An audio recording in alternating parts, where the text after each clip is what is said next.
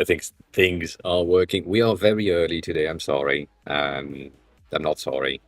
It's probably the new schedule. I don't know yet. I'm thinking about it.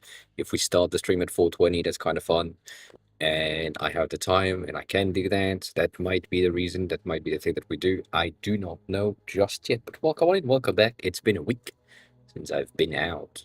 And as the title implies, I am still tired, which is impressive, but we have a lot of things to talk about. There is a lot of new stuff that happened in that past week. Things that are really good, things that are not really good, and things that might change, as always, the content around here, because that's how things happen. So yeah, we have stuff to talk about. I hope you're good. I hope the weekend, everything was good. The reason behind the timeline change in terms of time zone and starting point and so on is uh I don't know. I feel like I have the time. I'm debating going back to my regular Japan schedule, which is basically starting at 10 a.m. French time, which is like 6:30-ish Japan time. But that would imply like a lot of things, and starting at 10 a.m. is kind of complicated for me. So we'll see. It's not impossible, but it's kind of complicated. So yeah, so that is the current situation. We have some stuff there, and it's also one of the potential. Sony, hi, welcome back. I hope you're good. I hope everything is fine. It's also one of the things where basically the overall thing of potentially starting earlier would give me access to a different type of audience and a different overall reach, which is really nice. You know, that's the thing. So we'll see. We'll see if that happens. I don't know yet. I think this week is going to be a test drive like we did last time, and then we stayed on the test drive schedule. But for this week, test drive based, at least, that is also something that implies that we could have potentials, and I don't know yet, but we could have potentially like longer streams. I'm air quoting this because I don't know, but we could have like really, really much, uh, much longer. No, but we could have longer streams, right? That would give you the ability to me start at 4:20. That's the plan, and then um, and then um, and then I can stay until the time I used to stay at, which is like 1 hour longer than what we did last week, basically. So, or 2 weeks ago now. So we'll see. But yeah, what happened? Which power cords did you pull out? Did you pull out in time? That's the thing that can happen. The PC. Uh-huh. You see, if you had like a laptop, wouldn't be an issue. Wouldn't be an issue. So, news first, because news are going to be pretty random. First news, number one, which has been announced on social and things. This has had an update as planned. We talked about it last week, 2 weeks ago. Whatever, last time. And so the current news, the current update that we have is the section at the bottom are now having the split in between the bars. So sadly, because I'm maxed out on most of the things, it doesn't look like anything. Um, but yeah, you have a bit of a split, better split on it where your progress is, which is really good. And then when you tap on the cards themselves, it just loads the page with the analytics data that you have. If you are not in the paid tier, which is my case, you don't have access to the analytics that is underneath, which gives you a timeline and speculative data on where and when you would learn and finish learning that section, and other things. That's the news for today and for this app specifically. There are more stuff. There are more stuff, but you can't see that. Um, Technically, it's supposed to work, and we'll see if that's gonna run long term. I don't know, but yeah, technically, that's where we are. So that's new. That's the update. It has been pushed yesterday. No, it has been pushed on Saturday night. Basically, I didn't really um, do the regular things. I pushed on a Saturday uh, at like 10:30 ish. And I did that for iOS and Android, which is really, really not good. So the Android version, which sadly I can't do this as always, the Android version here has got an update. The update is really bad. I don't like it, but it's fine. It has now some sort of an analytics sections as well. This one being like not in the paid tier. I have the card to tell me I did subscribe, which is the same thing. But you have the data. I think it has like a better navigation system because you can swipe across the sections, which I think is really useful. I feel like the iOS version would benefit from that, but I can't do that. So this is native Android, which is really useful.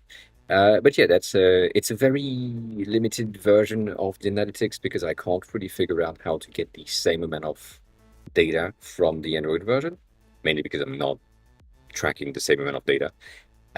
But yeah, that's kind of new. The thing that I just remembered and forgot to talk about is this one is now having two new dictionaries. The travel dictionary, which is right here. So if you are new to Japanese and you are looking to travel to Japan and you want to have like a bit of an idea of what will be said during your trip, this one is pretty useful. It gives you most of the words that you are going to encounter. There is 100 words in total, which is really enough for your first trip if it's the first time that you are navigating there, which gives you things about greetings, things about convenience stores, things about how to pay when they are asking you if you want a bag, a receipt, things like this. Useful for traveling, and that's just words and vocabulary you would be interested in for traveling. That's the thing. Second one is annoying because it is the video game related words, which implies everything is basically in English but Japanized. So you end up with words that are just um, weird. As in, this one is game over, which means game over, but game over is how it's pronounced in Japanese, and that's the thing. So most of it, I have tried to ensure that we don't have only katakana words in there, but it's kind of complicated. Like most loan words and borrowed words are in English or in other languages in Japanese. So that's the thing. But yeah, these two dictionaries are in the iOS version. I'm going to port them into the Android version as soon as I can. There is a bit of a change in the JSON format because I'm a dumbass. That's the reason. But yeah, so that's the news that has been published, which means I now have time to work on other things. But because that happened and I had time to work on other things, I made a mistake and I started to work on another thing. Ah, goddamn. So, this last thing at the bottom, which you can't really see, but it's the gray, most gray, lightest color icon in the far right of the iPhone. This is a new app that I've built. And I had the ID on Saturday, last Saturday, not like this weekend, but like a week ago. And I just had the ID. I wasn't sure if I wouldn't want to do that. And then on Sunday, I said, you know what? Let me try it out. Let me do something about it. And on Monday, I had a working version of the first thing that I had in mind. And today, I have a much better version. So during the week, I kind of worked on it, and let me just show you what it is and how it works. Basically, you would have it for people that are interested in perfumes. So fragrances and perfumes and other things, right? You would have, or you have the needs. Ah, brace yourself. You have the need for a bit of a hint or help of what you could wear and what you have in your collection. If you're like me and you have like plenty of perfume testers and things, you don't really know what you have and what you could use, where what would work with, I don't know, your outfit, the weather, things like this. And so I built this thing to help me to do exactly that. So basically, it is a helper that will track my entire collection and then tell me, well, today is going to be kind of hot and sunny. So if you go with something that is kind of heavy, that's going to feel really, really heavy. So maybe do something really light, like this one from your collection. Um, so that's the idea. That's really simple. It's using as much liquid glass, as much Apple native components because that makes more sense. And it's really it's really simple. It's really nice. It's really simple. So you have your collection, your things, your whatever, and then each of these, maybe you're like, I haven't tried this one fully, so I'm just in my timeline. I know that I have done my first test, but I haven't done more than that, and it's been like 2 hours since I have applied it, used it, and so on.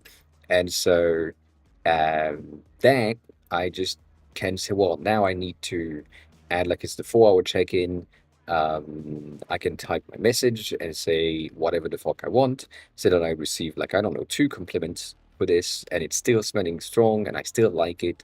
And so it's a five-star review, and so from there I can say I don't know, still good, it's gonna be fine, and I can save that, and it's adding it to my timeline to just give me the information that I have started, bought the thing or I received the thing. I had my first impression, second impression, and so on until I have reviewed the perfume itself, and that will give me at the end, which is the goal, a bit of an idea of what I like about it, which makes sense. I know it sounds like it's not much, but when you have like 100 perfumes in your collection and you just want to know exactly how it smelled, how you felt about it during the day, and so on, this is really useful. And then we can compare it with other perfumes that you have in collection or things that we know exist in the database of perfume that we have, and then say, well, you really liked this one based on the notes and the scent and all these things. This one is really similar, and you might like it as well. You might want to get a sample to check it out. So just a simple thing. So that's the new thing. Also, Chris, welcome on in. With no backend yet, but I think I need one. I think I will need one. The more I'm working on it, the more I'm like, yeah, well, that's definitely gonna need something to gather the information because right now, and I'm gonna do that like really uh, badly, and it doesn't look exactly like this, but kind of looks like this. Unless I'm adding like a new entry in here. This is the database. You could see how slow it took to load the first entries. That's the first database entry. The first database entry that I have has 24,000 entries. The second database that is now loaded, because it's pretty fast, has 74,000 entries, which gives me a total of roughly 98,000 entries of perfumes from different collections, different brands, different things. And it's good, but it's not good enough. And also, it is extremely static. And at the rates at which new perfumes come out, I feel like I'm not going to be able to keep up. So having some sort of an API backend thing that gather and manage all of the data, that is probably going to be the best option. But API and other things are also costly for me. So I don't know, like the only API that I found for perfumes is $30 a month for I forgot, but like not that much requests in total. Um, and so yeah, when the overall app is gonna be not free, it's gonna be a paid app for sure, but you have like a 20 perfume, 20 entries for free kind of thing because most people don't have like way more than 20 entries, and collectioners or collectors, collectioners is very French, collectors have more, and therefore they are the one that are my target audience for the buying target audience. Um, but yeah, like that's the we'll see. I don't know. We'll see. But yeah, so far no backend, and we'll see where that goes. But this is yeah, this is the current state of things. Everything is really ugly. I hate all of the design that I have so far. It's really good, and everything is absolutely broken, which was really nice. But you know, um, I will make some progress on that. I'm just right now. I'm making like ensuring that the homepage makes sense and works for most people. I think the text at the top needs to be bigger. I think the buttons are not prominent enough. And I think the overall things that are going to happen in the future are useful, but right now it's really, really bad and I hate it. And I've tried to do things like, for example, in the collection section, the search bar is back at the top because there is a toolbar tab bar at the bottom. But for some reason, I wanted to do the native thing with the search bar on the far right, the thing that we have right about here, which is native behavior, but for some reason I can't do that, and I don't, I can't figure it out. So if you are an iOS dev and you know how to do that, please tell me, because I have spent 3 days trying to do that. Because it's really useful. It's really useful. It doesn't mean much, but it's it's there. Morton, hi, what on it? And yes, everything is in cursor and Xcode because that makes more sense. It's going to be it's going to be I think iOS only in the beginning, just because it makes more sense again to me. Um, Usual behavior, usual thinking pattern of iPhone users are more prone to paying for an app, and the app right now, the apps that I have are my only income, so I need paying users more than users. So iOS for sure in the beginning, and then again, if it works, if there is demands and so on Android, maybe I will. But the fact that I have to maintain two databases, not two databases, but like two code bases, based on how I do stuff, I know it's not efficient, is not great. So yeah. And Morton, what do you mean you got by icons? You you bought the icons? You got the free versions? The free version is good enough, to be honest. Not gonna lie, it's a pretty nice it's a pretty nice version. I would say that. I would say that. You paid money. God damn, I appreciate it. Thank you. Thank you very much. So yeah, so that's the main news, I would say. Instead of doing the icons and the other thing that I haven't talked about yet, I'm doing this. just because it's more fun. Um, and I have more interest in this than the UI kit, anyways. But yeah, the one of the most things, which is kind of annoying because it doesn't really work anymore. Um, but let's say, let's see if it works. I don't think it will. Exactly. That's what I call a crash. Um, Goddamn. So I can't remove an entry now. All right, cool, good, good. I need to fix that. um, Technically speaking, and that's kind of unsure and uncertain, but it should still work, but it doesn't. I have planned that getting things based on the perfume you select, you will have like a background that reflect the main set, the what we call notes in perfumes of that perfume specifically. So this one, for example, is lavender based first. Its first initial thing is aromatic, which is kind of blue, and then the second thing is lavender. So blue and purple go together.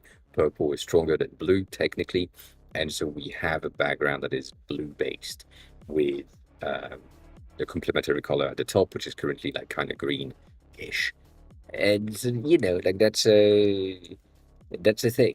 And then in light mode, it's really simple. It kind of works. I just wish that the fucking tab bar bottom thingy uh, was working. That's not the case. That's never the case because it's supposed to switch.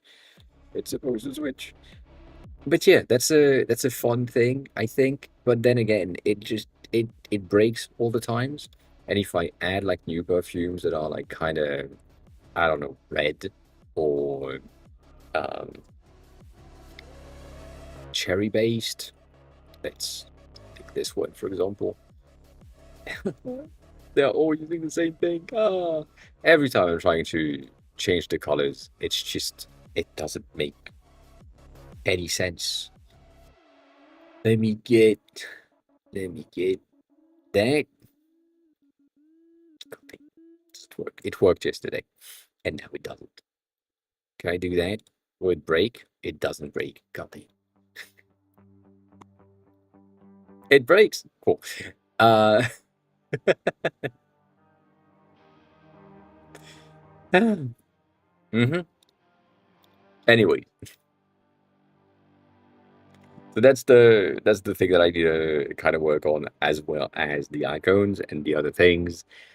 I know, I have way too much stuff to do, but that's what happened. That's what happened when I take vacations. I'm not taking vacations. I am just working on other shit, and that's really bad. That's really bad. Um,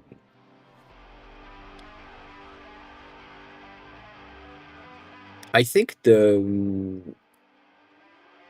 Morton. I think Stony has made a library already, even though it just use the bases. I think you could take a look at that. But yeah, it is in the plans. I know. I'm sorry. I have the website. I have the layout. I just don't have the content just yet. That's what's missing.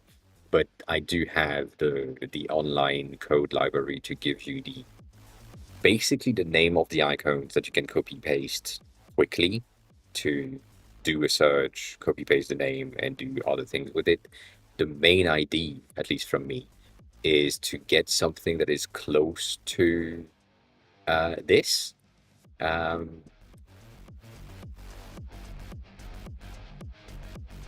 that would be really useful. You just have your categories, which is already what we have.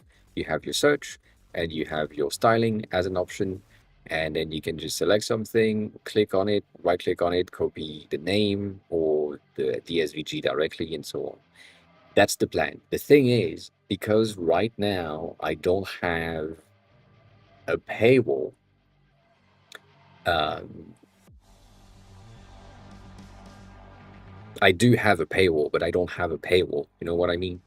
where you bought the icons. Therefore, you have a license. You have a license key. You receive that in the email that you have received when you bought the thing. Technically, I think. And so, with that in mind, I do know that you have the rights to get access to that website.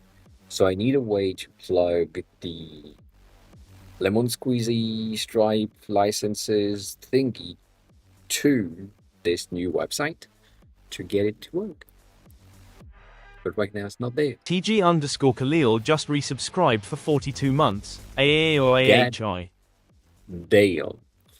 Khalil, welcome back. Thanks all for the 42 months. That is a long time. That's a long time. How are you? How's everything? Yeah, kind of. Yeah. Welcome back to me, indeed. Week off was okay. I am still tired. Yeah, I rested, not enough, but I did rest, but not enough. That happens. So yeah, Morton, the that is the thing, right? That is the thing. The overall idea of getting that website to give you as the buyers and the user of the Mod UI kit the ability. That's what I forgot. I knew I forgot something that is extremely important, and right now I'm forgetting it like so bad. Um, that UI kit that I just pressed the button and nothing happened because nothing will happen if the website app isn't running in the background at the same time. Hmm? Huh?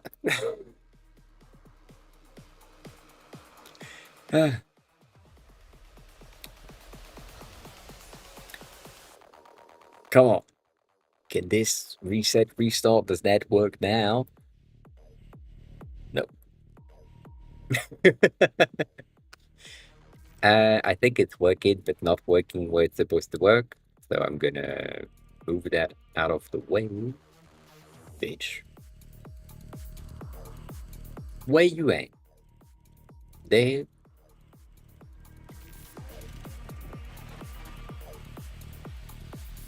I'm not seeing my Stream Deck icons, which is what I need right now. Press the button.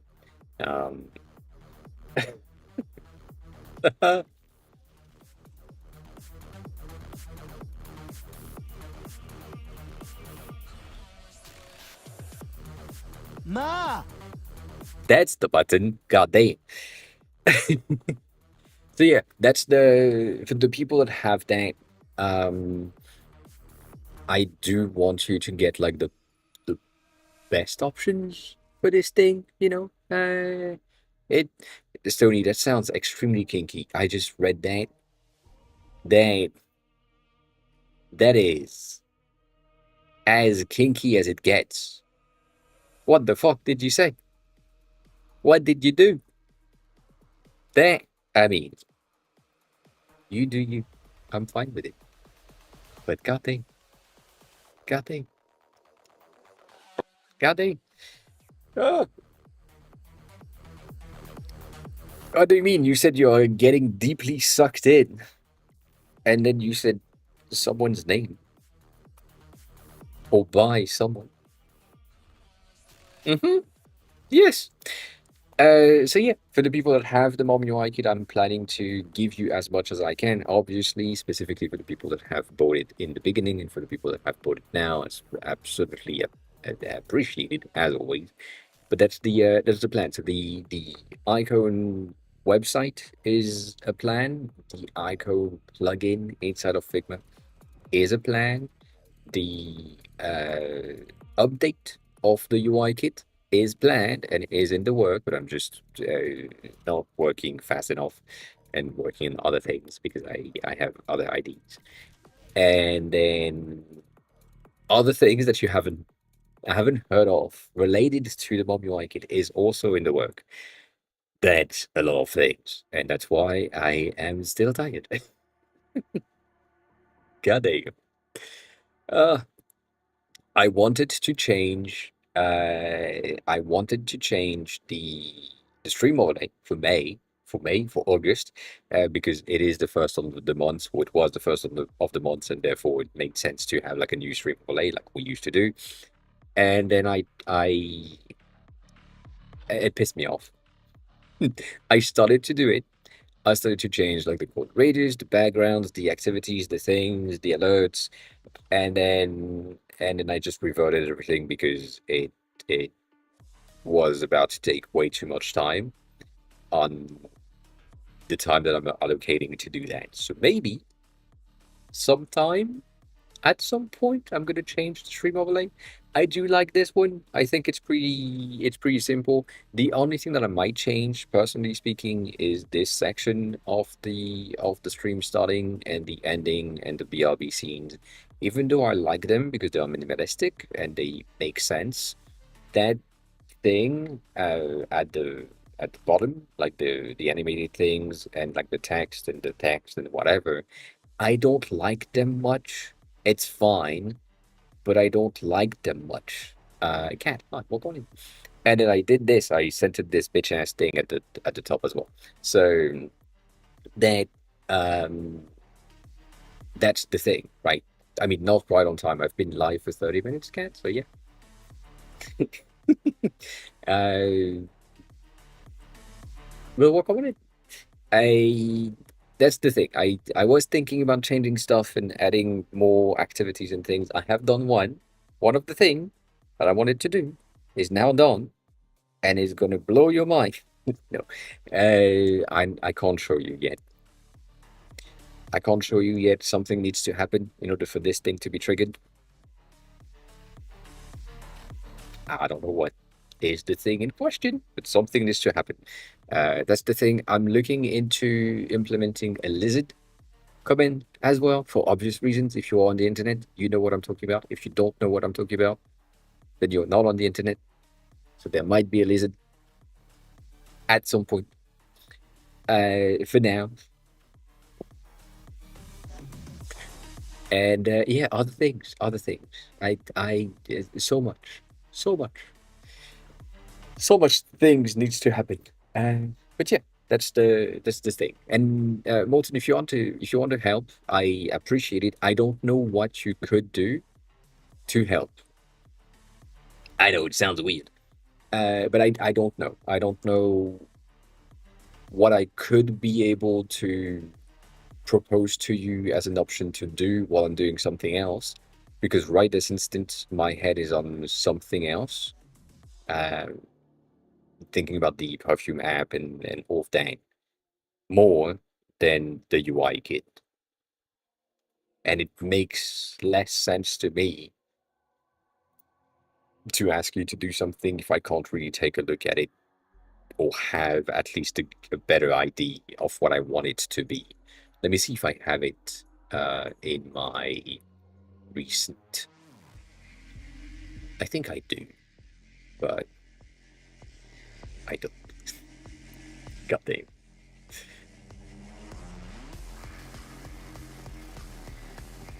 I forgot if I put that here or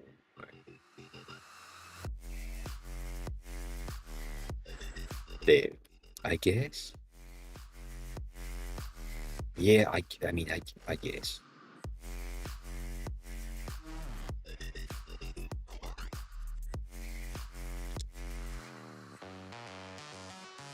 Yeah, no, it's not. It's not planned. You were not here when that happened, so I can't explain. But basically, the apps are my only source of revenue right now. The one that I have doesn't really bring me that much. It brings me something, but not that much. And this one being a paid app on paper, like that's the base thing, is going to imply that I'm going to target paying users.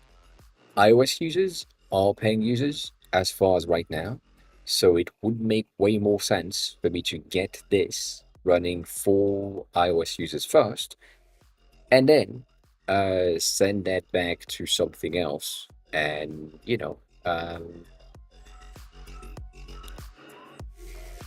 because they are paying. That makes sense. God damn it, I forgot about that. I forgot about the. I think not that. Uh, what is my fucking thing? I have no fucking idea of what I need to run, where I need to run thing, what's my config thing.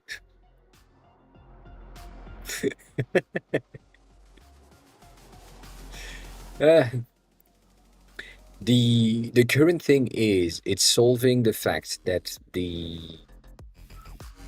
only app right now that is the common app that people are using is some sort of a uh,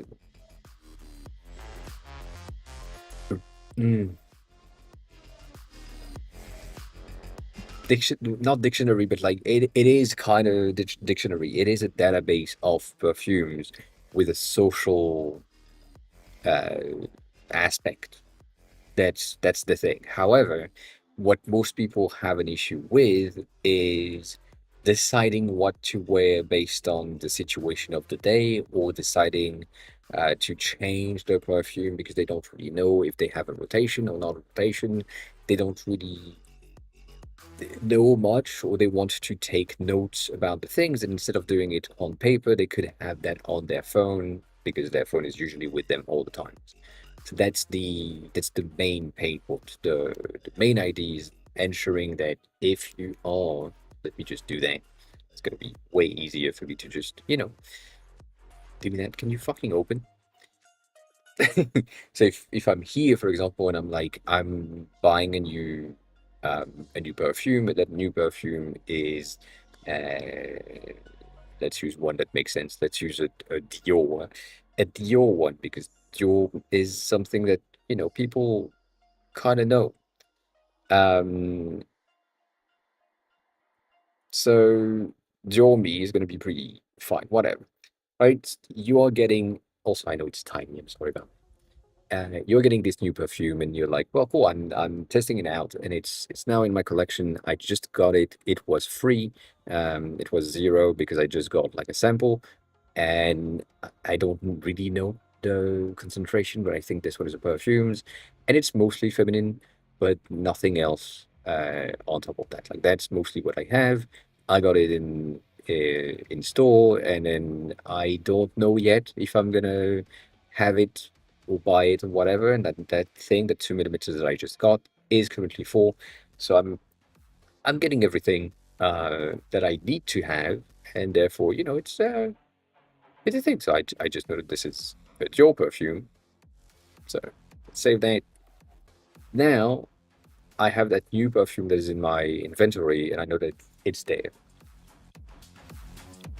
Maybe today I'm wearing something else, so I'm not gonna try it out just now because that makes no sense. The main pain point that people have. Let me show you my pain point specifically.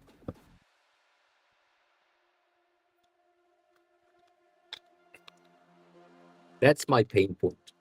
That's what I have right now, and that's just one box. I have three of these, where there is like 20-ish samples inside of the box that I can just test out and do whatever I want with it.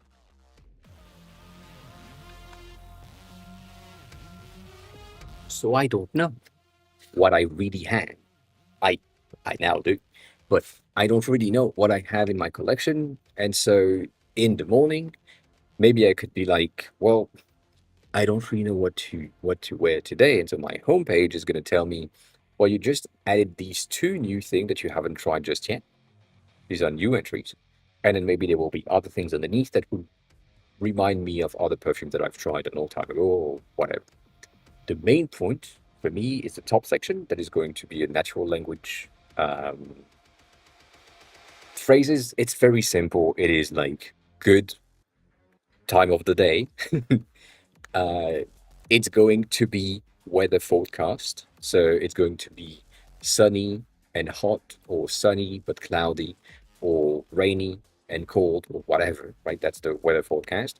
So this is a perfect day and perfect weather for this new perfume or this perfume that you have in your collection.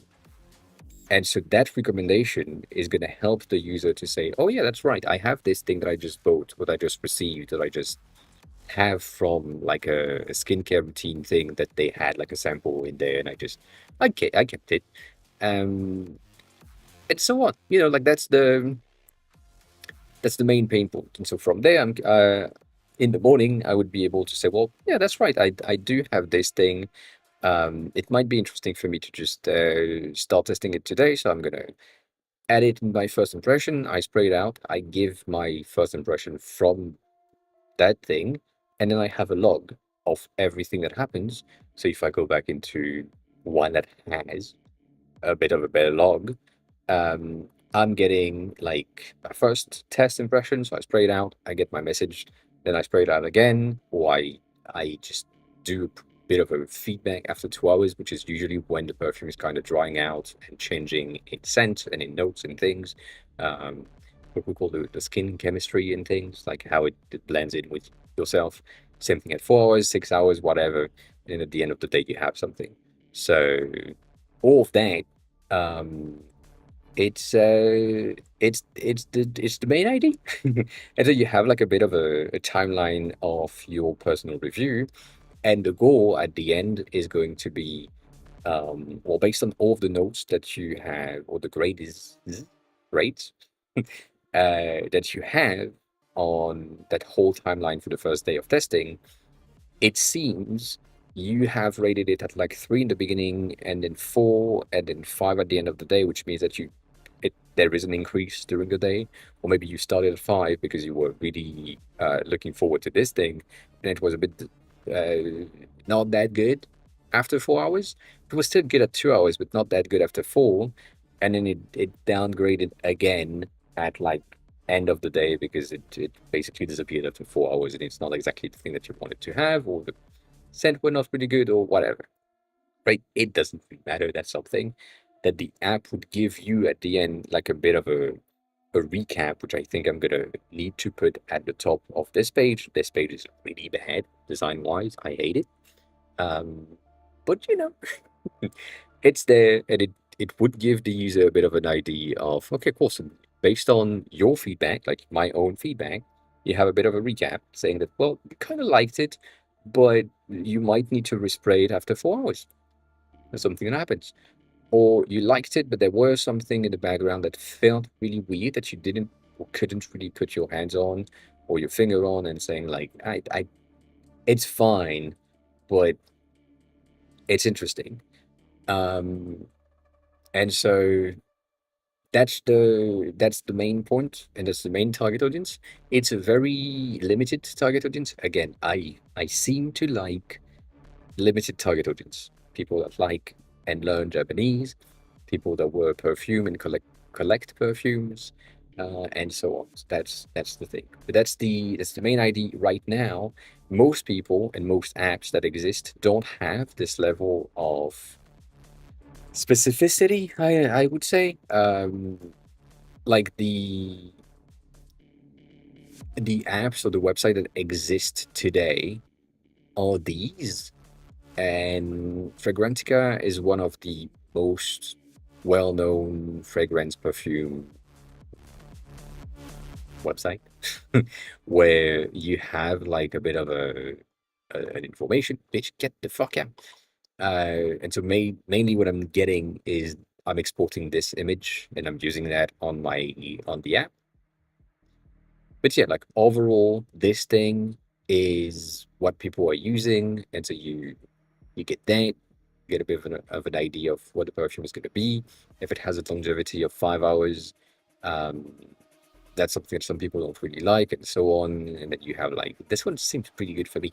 Uh, you have like some ideas of where to wear them and so on. But right now, the app itself is really bad, and it's also really old designed. And I feel like if it has like a fresh coat of paint, that would change everything, and my app would become absolutely useless. But you know, um, I didn't know that this was like an add button. God damn. Um, but yeah, like changing things, having some ID, some feedback on the perfumes that you like is interesting. But yeah, that's the thing.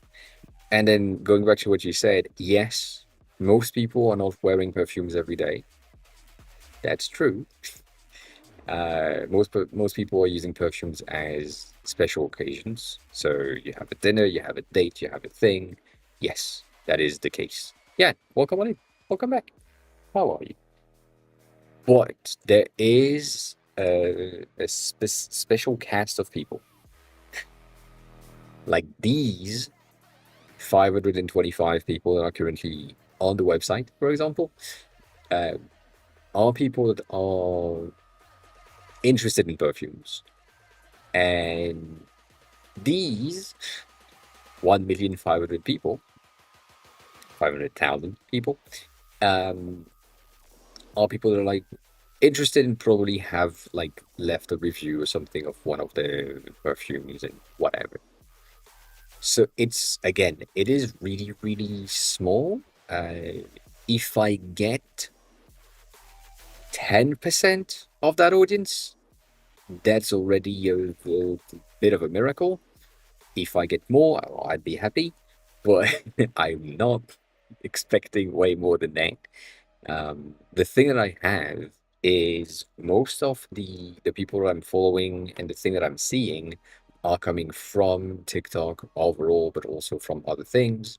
And so the people that are, let me go into my collections, that makes sense.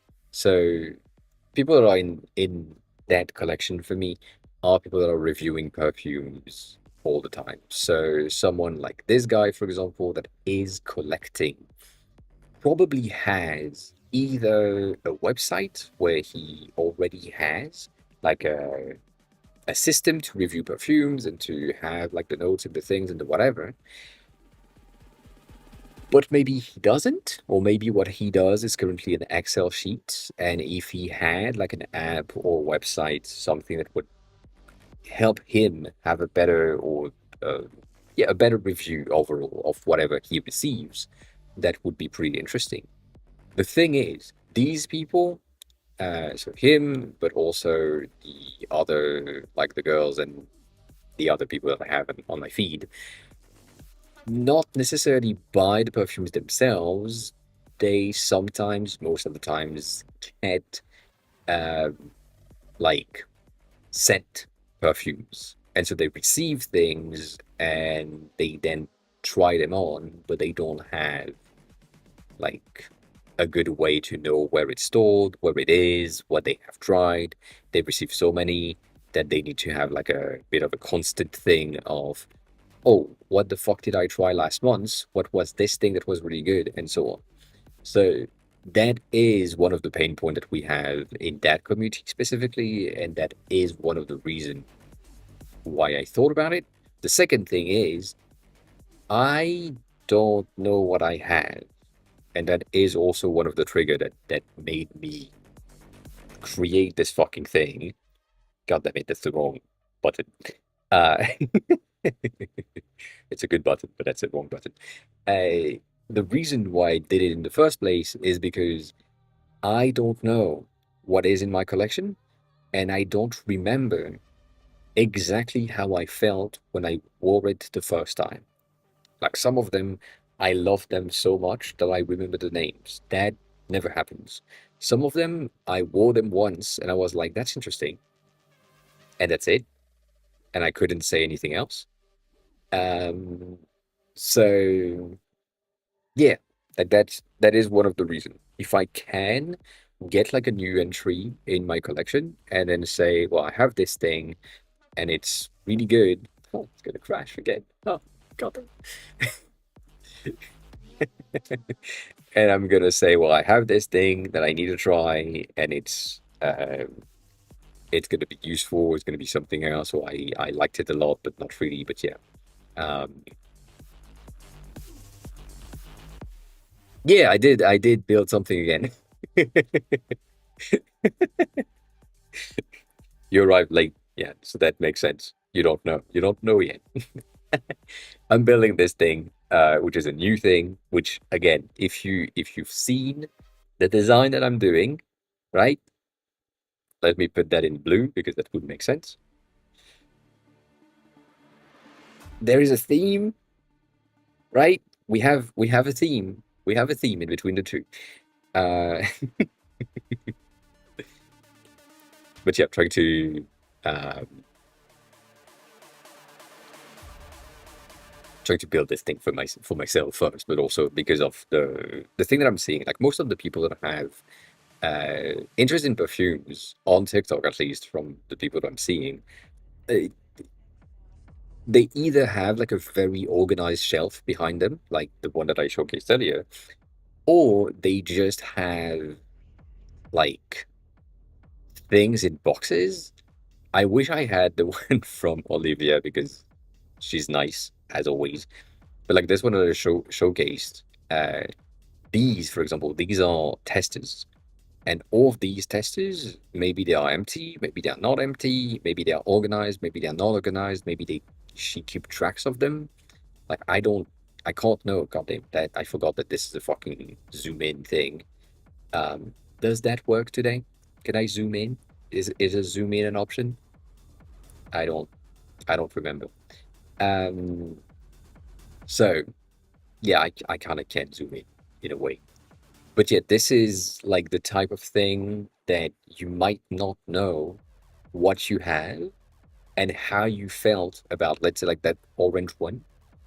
Because it's orange, maybe you remember how you felt about it, but the other ones, there is a high probability of not knowing exactly what you like. Like, for example, I do like uh, this brand right about here. Like we with Cat, we kind of like this brand here, which is Born to Stand Out. This is a brand that we know.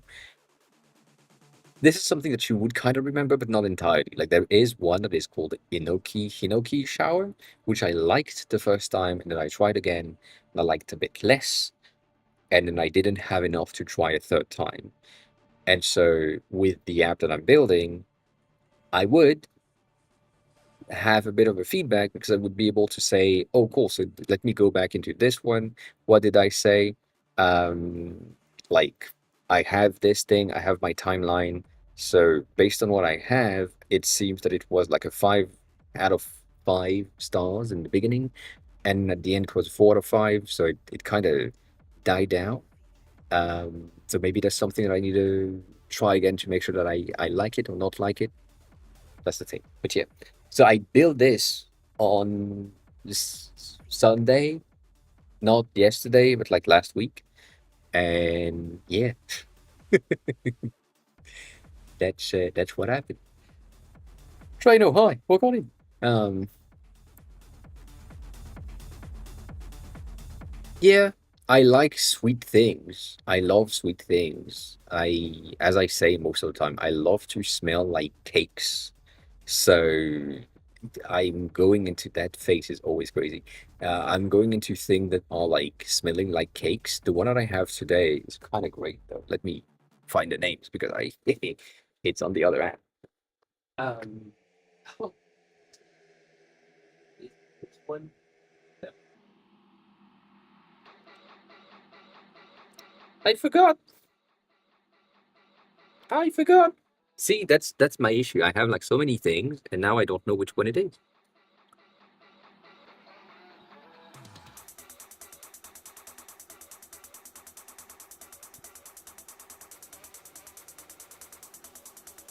There, that's the one. Uh,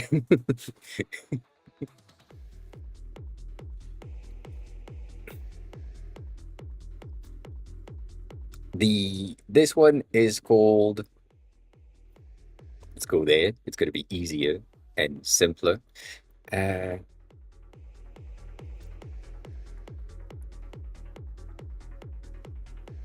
so this is a Barcelona one. It is smelling like I can't really explain. I have weird way of explaining things when it comes to perfumes. It smells like um if you're French, you're not French. If you're French, it smells like pain d'épices for me, which is spice bread.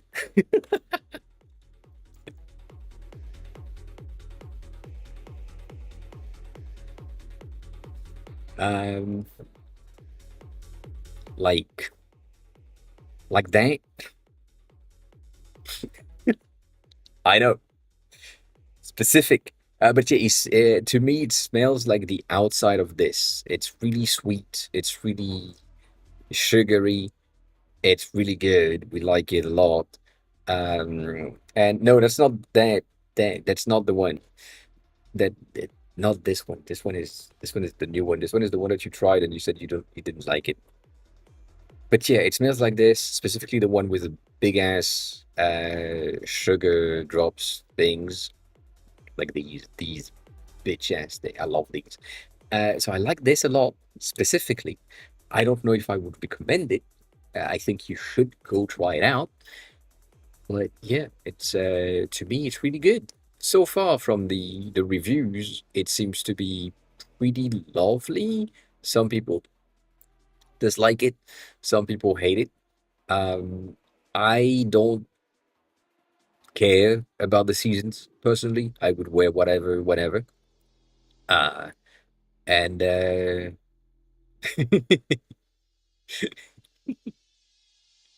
yeah, it's 160 bucks for a bottle. That is expensive.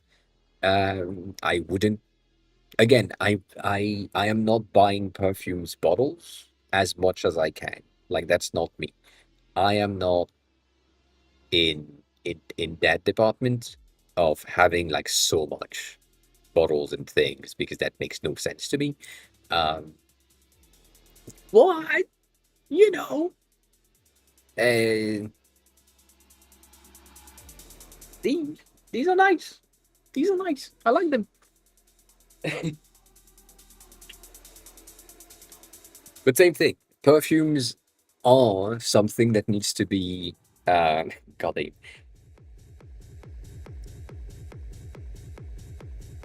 tested out because one that I like a lot might not be something that you like a lot.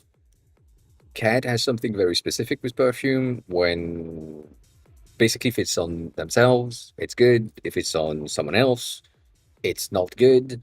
And sometimes it's the opposite. If it's on me, I don't like it. If it's on someone else, it's good. Or did I say the same thing twice? I don't know. I might have. I might have. Um, but yeah, so that's the thing.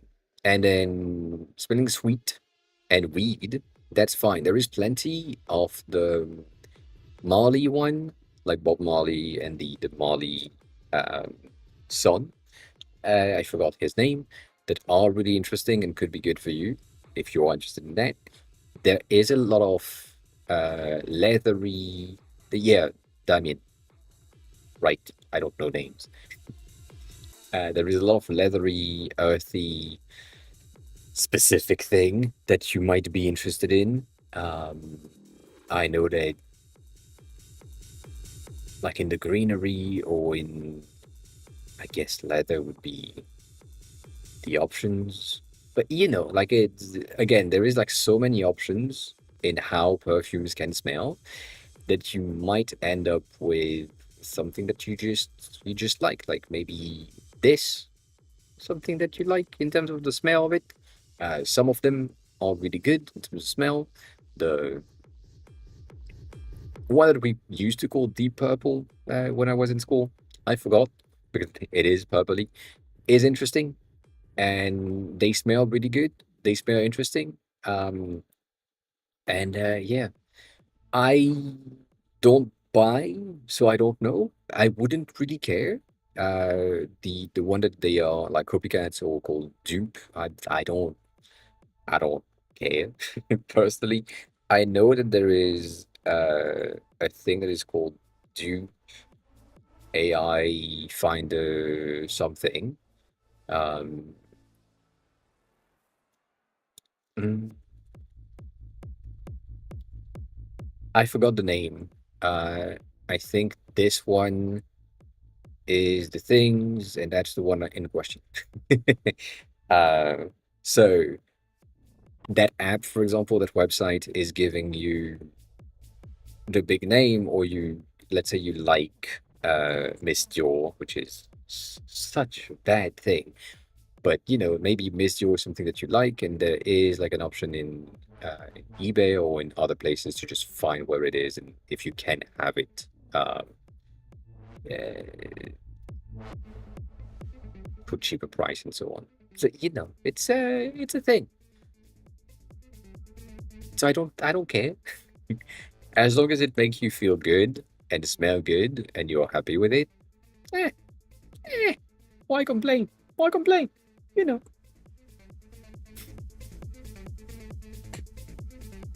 So yeah, that's the thing. And again, going back to what I was saying earlier, perfume is really personal, and your nose and my nose are not the same physically, but also how we smell things. So that's why the app, personally, from now, at least from my point of view, needs to be um, a personal journaling system, nothing else. Like it's just there to help you as the smeller to kind of know what you like and what you don't like and how you like things and how you don't like things and so on. But nothing more complex than this. Not like a social interaction thing where you leave a review for everyone to see. Because when you do that, you basically have a good rest of your lurk. Yeah. Thank you for stopping by. Appreciate it. We'll see you later, probably. um, but yeah, like that's an interesting thing. And as I would say, getting into perfumes is the same as getting into uh, uh, keyboards. I know, I know. The reason why I'm saying this is most keyboards, if you are an enthusiast keyboard enjoyer, you're gonna spend 240 bucks, 300 bucks on a keyboard most of the times. You might have a set of keycaps for like 60 to 80 bucks. And maybe you just need to buy a membrane for the dampening of your keys, and it's gonna cost you 80 bucks as well. Perfumes, some of them are like 1,000 bucks, some of them are just 30 bucks, and yeah, most of them are expensive. So it's the same thing as keyboard enjoyer, but for smelling good, which usually the keyboard enjoyer don't do that. But yeah, it's expensive, so don't get into it. Like, don't don't get expensive hobbies. The main issue that we have is that every fucking hobbies that happens, they end up being expensive. So perfume, expensive as fuck. Keyboards, expensive as fuck. Other things, expensive as fuck all the times. Like clothes, I'm really into fashion. Every time I see something that is really good that I like, it's like 3,000 bucks, and I'm like, maybe I'm not gonna buy this sweater for 3,000 bucks because that makes no sense. Um, you know, um, that's the thing. So yes, I'm building this as a frustration on myself, not being able to remember how I felt about the things in terms of perfumes. And yeah, that's kind of news. Stony, for you, I have news. Now that it's like 5:30 and it's the usual time, and we can go back to our regular uh, things. I have things for you specifically. I think I have saved stuff for you specifically on TikTok because I know that you won't be in there um, ever. But let me see if I have that. I have seen a lot of people talk and start doing things. I think I removed that thing. Yes, I did. God damn it. Um, this one is or has been saying the thing that you've been saying as well.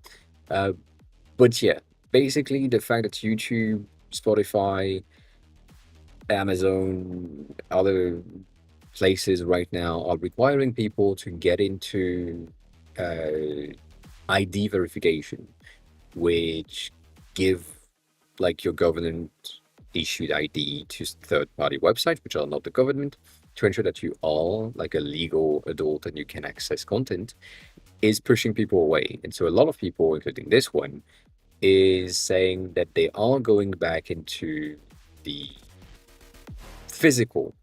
Um, exactly. The physical thing and holding your own media and stuff. There is another person that I saw that I didn't really save. Sadly, I should have. And what they have done is basically create their own Netflix with Jellyfin, which is what Stoney is doing with No Mercy. And so that era of right now, like right this instant, is the best, best, best timing for you to release something and say, right now, people are asking for your ID to get access to things. You are not owning your media, you're not owning anything. I have built this. And that's your entry point. If you had like the option, I know that's not your thing. I know you're not like on social media creating content about what you are building, which makes sense. But right now is the best time. And it's like, I think we have a month of people getting fed up and I don't want to give out my ID and so on. And then maybe even 2 weeks, 2 to 3 weeks. And then people starting to say, well, fuck it. I'm going to give it anyways. They do have it already. So it doesn't really make any change or any difference. So here's my ID. And I can access Spotify and things, which Spotify makes no sense. Um, but yeah, like that's the I really think that right now it is the best time, like to promote, showcase, and potentially get like a pool of beta testers that is or are interested in that. Um, so yeah, what did I DM you about? What did I send? I sent so many things.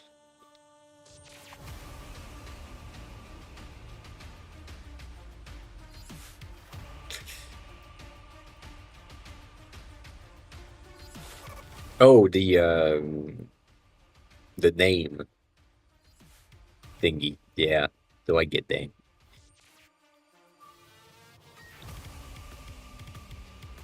I get that.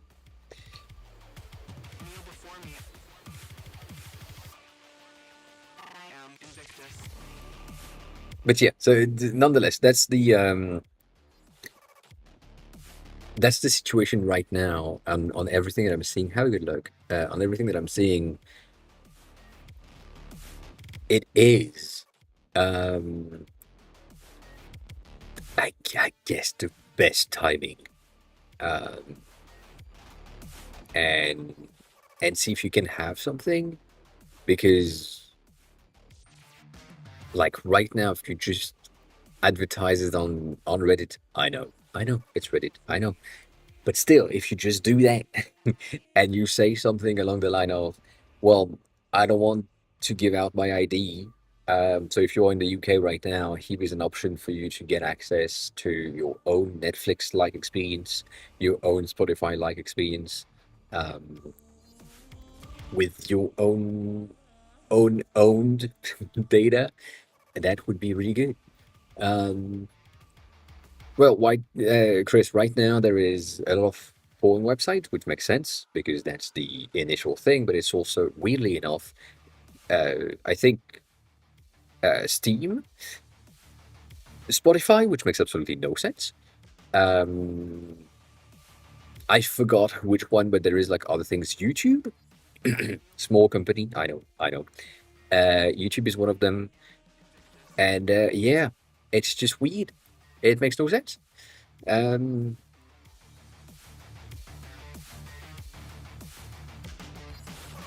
I think so, Trey. I think so. But the good thing with what Sony is doing is that basically, if you buy a movie, you can hold it in place on your own server.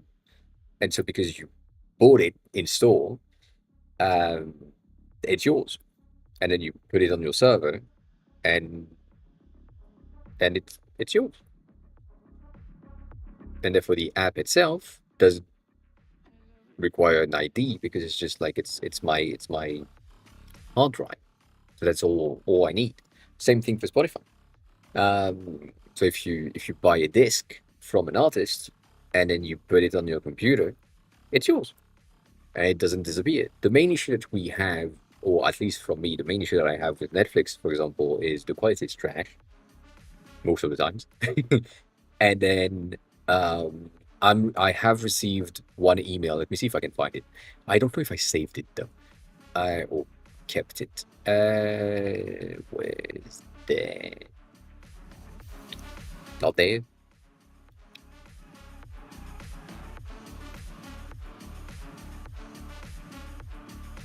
Can I do that in the trash?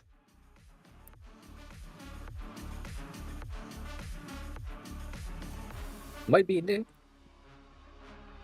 Yeah, that makes no sense to me. The fact that they are willing to send me this as here's what's leaving Netflix soon.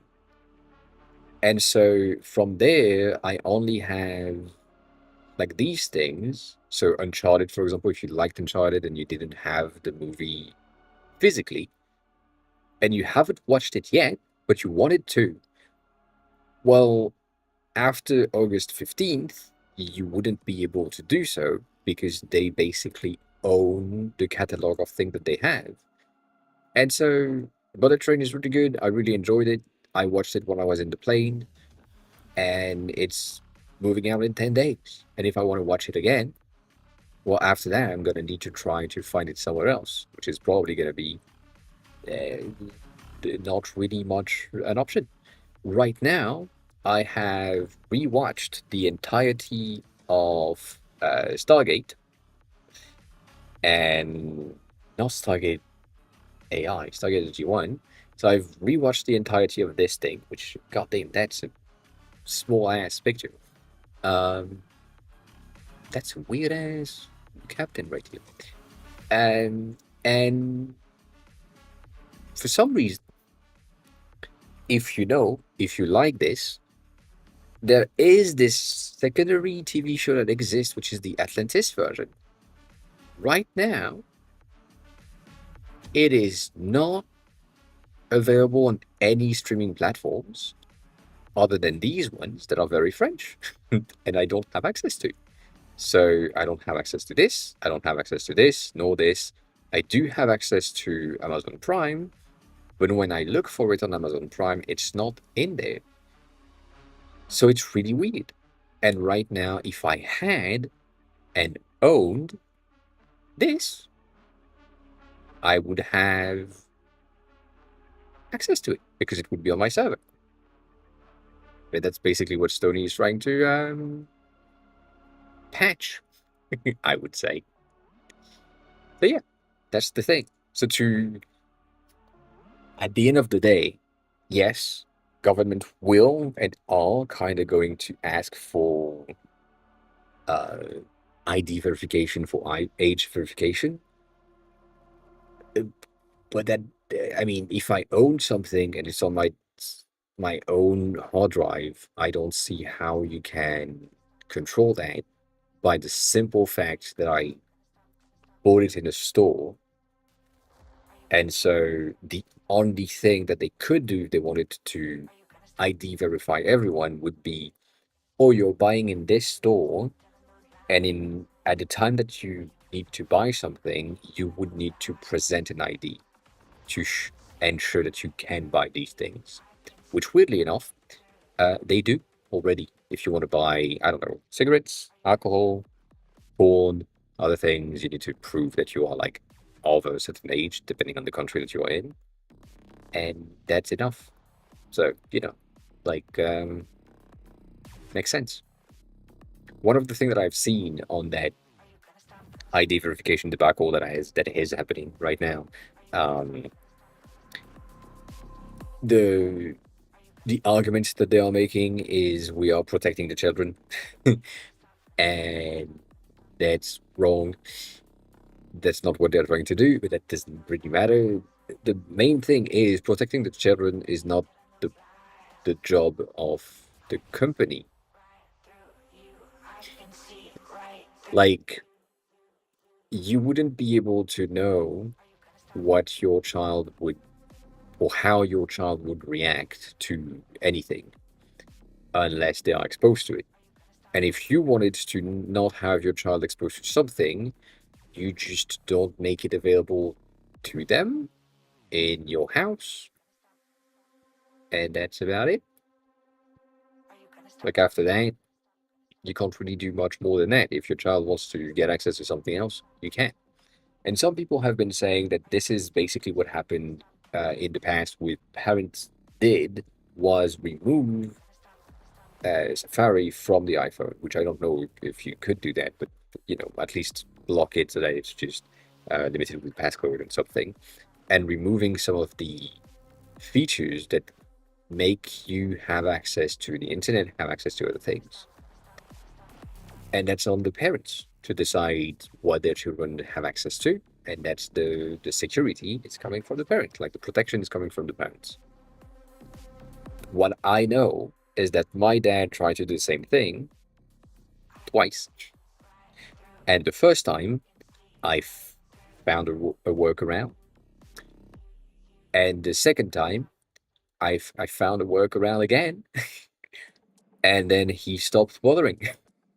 It just, he was like aware that I would be able to find a way to do something to get back internet or Firefox to my computer to get access to it. And yeah, it at some point made no sense. And so my point on this one is the reason why I'm good enough right now with technology is because I had these security measure made or put in place by my parents to force me to not go in the thing that I wanted to go on. And I went on the internet. Uh, Anyways, I found means to get there, and that's why I'm pretty good with it. I'm not good enough, but I'm pretty good with it. And so for the new children that currently have no fucking understanding of how a computer works or how a website works, it's because they didn't have these restrictions when they were a child. And so now, if we put that on the new generation, I feel that's pretty good. The only issue that we have is it's the thing. I don't know if you remember. This is a bit of a longer, further back in the timeline where there was like a foreigner that basically assaulted verbally, kind of physically, but not entirely, in Japan, a clerk, like a person that is the cashier, because in Japan, when you buy alcohol, you need to press a button to say you are over 21. Like, it's just that there is a fucking iPad on the side. You press the button, and then that's basically because it's based on trust. Yes, you can buy the thing. That's it. And he was basically complaining about the fact that he was a grown ass man, and that was a given that he was over 21, and so that thing shouldn't be like prompted to him.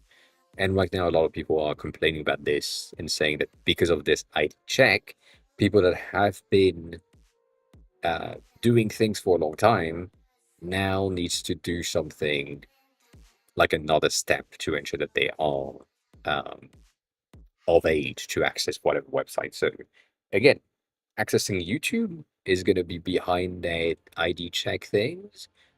And yeah, that's going to be kind of weird. I mean, I feel like as soon as Spotify is doing this, I am probably moving to Apple Music. Like, that's just how things are going to go. It doesn't make any sense to me to stay on Spotify. But then again, they have my bank information. And if I have a credit card and it's at my name or in my name, I am old enough to get one, which for me, as a French person, means that I am at least 18 because you can't get one before that. So, like there are means to check age. That makes sense. Same thing with like we talked about that, like tattoos are an 18 things. Um, and piercing as well. So there are some gives, but that's not the thing that you can necessarily say and show to like an AI. But yeah, I don't know. But we'll see. Nonetheless, the point being, Stony, specifically for you, if you can release something, or if you can have like a candidate version of No Mercy soon, like yesterday, and market it or talk about it or have people talk about it, I think right now is the good thing.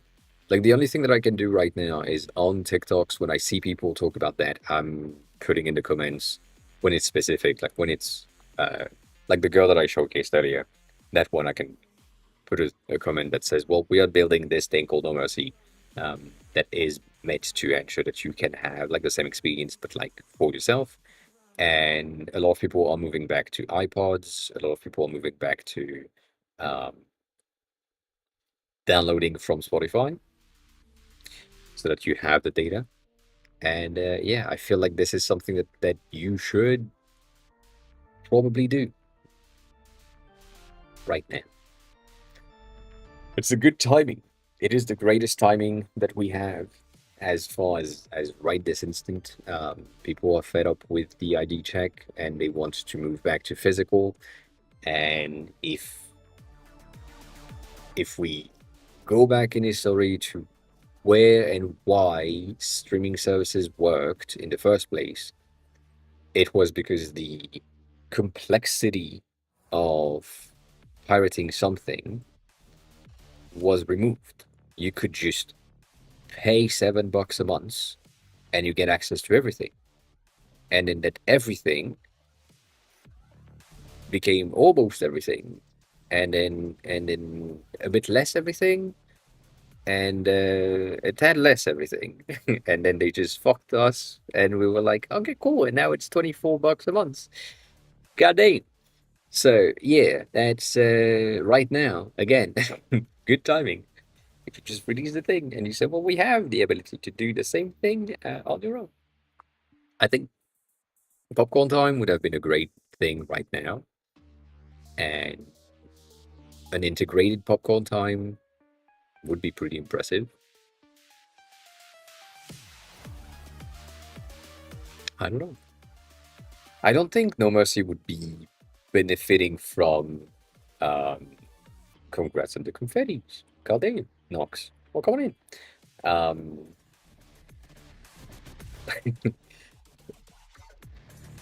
I think yeah, the iPod thing would work. What the fuck was I about to say? I was about to say something. Yeah, no, I think the back to physical is good, but if you can prove or showcase that the back to physical is good for you as the user, and it can be as easy as Netflix and Spotify because you have access to the things as a streaming service, but you own the server itself, that would probably be um, such a good thing. So yeah, I wouldn't burn CDs though. That's the thing. I used to. I said nothing. I used to be very clean. I didn't do anything of this. No, that's not true. But I didn't really do that. My dad used to burn CDs because it made more sense to him to have the things on the physical medium. And for me, it was more like I have a USB key. That's the same thing. And yeah, I had like a massive iTunes libraries for a long time um, that didn't fit on any USB key, to be honest, nor on any of my iPods. But yeah, it's uh, it's pretty nice. I think it's coming back. Having an iPod, I thought about it for a long time. Having a Walkman, I thought about it for a long time as well. Um, just the Walkman thing. The thing that I have is AirPods and Bluetooth uh, headphones. So I need the thing to be like wireless Bluetooth connected potential, and that's not necessarily the case for iPods, old ones. The one that I have, for example, you know this one, which is tiny.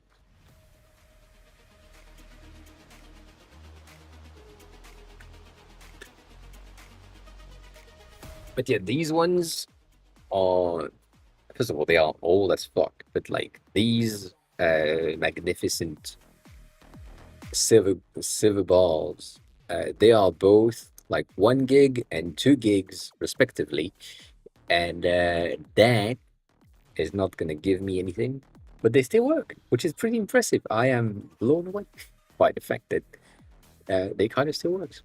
So, you know, if I could change the charging ports to get something that is like USB-C or something and put a very simple Bluetooth system in them, that would be really good. The fact that they have an aluminum back would make it absolutely not good for Bluetooth, but you know, hey.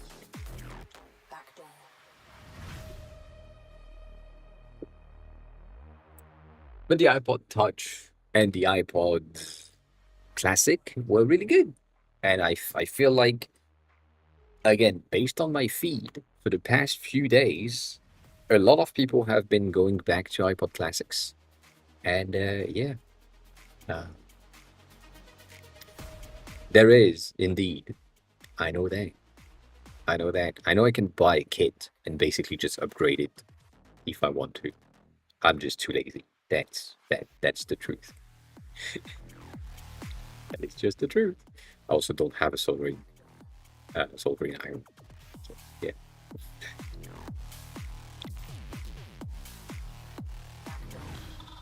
And Trey, yes, that's the thing that we are trying to prevent, making sure that people are not in the fuck it, whatever.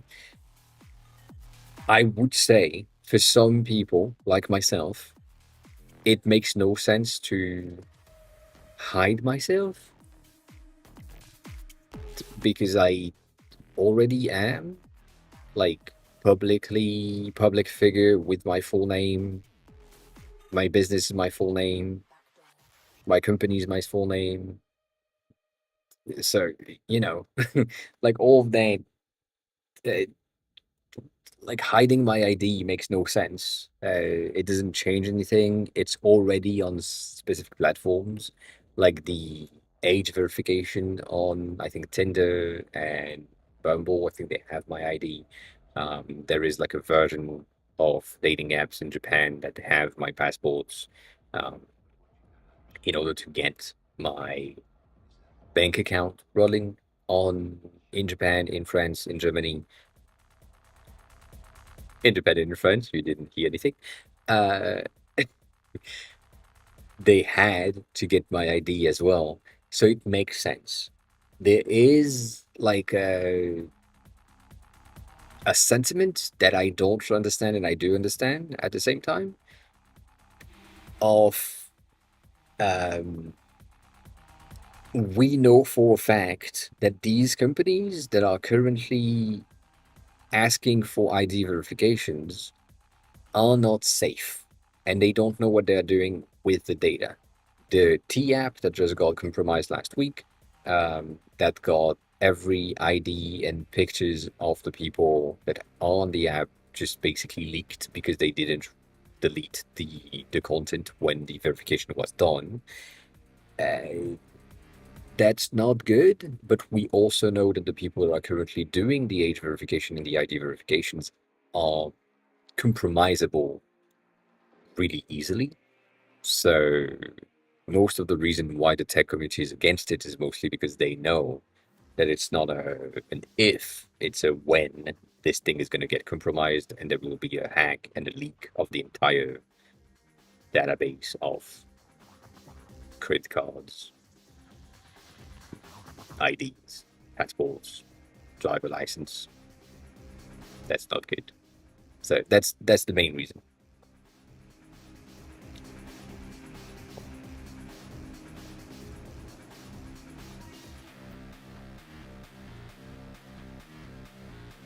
Yeah,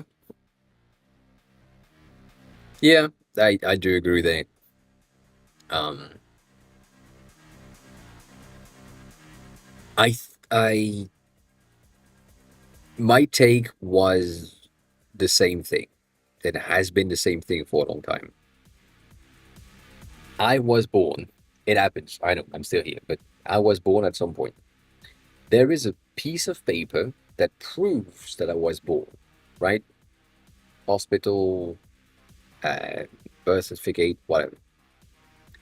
That is held by the government somewhere. They know that I exist and I was born at a very specific date.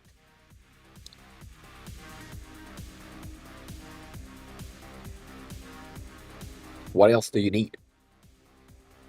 Like that's all you need. And then you get that information from the government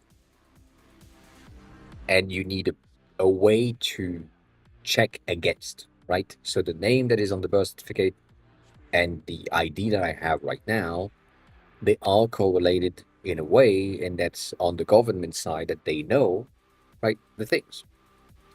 If, and even then, that's kind of weird, but like, if the thing that we had for ID verification was government made, I wouldn't trust it because I know how shitty they are with tech, French, but I would trust it a bit more because they already have the data.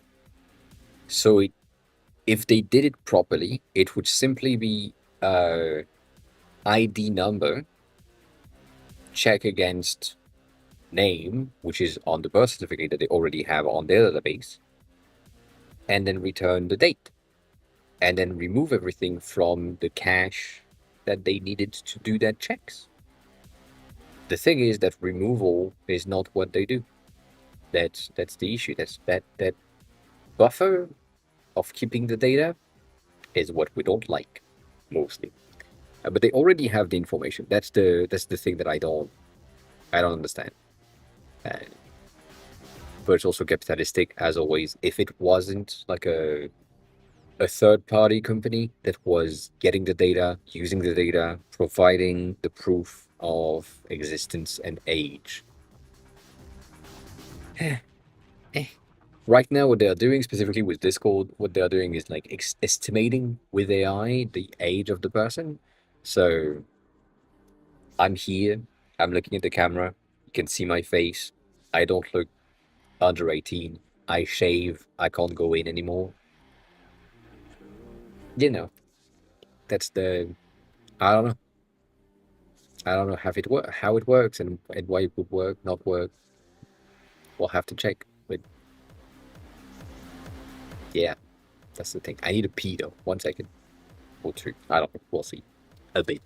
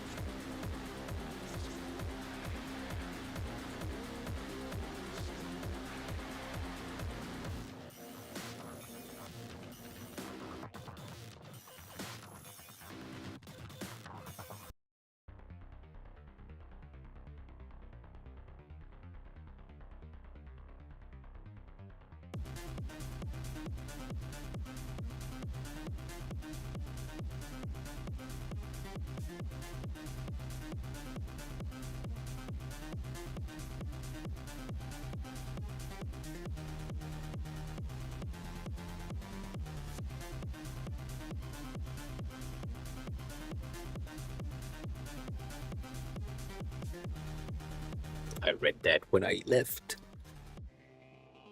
Yeah, I mean, if you're in the US, I get it. I wouldn't trust it. I mean, if you're in France, I wouldn't trust it either. Not really, you know, trusting information. But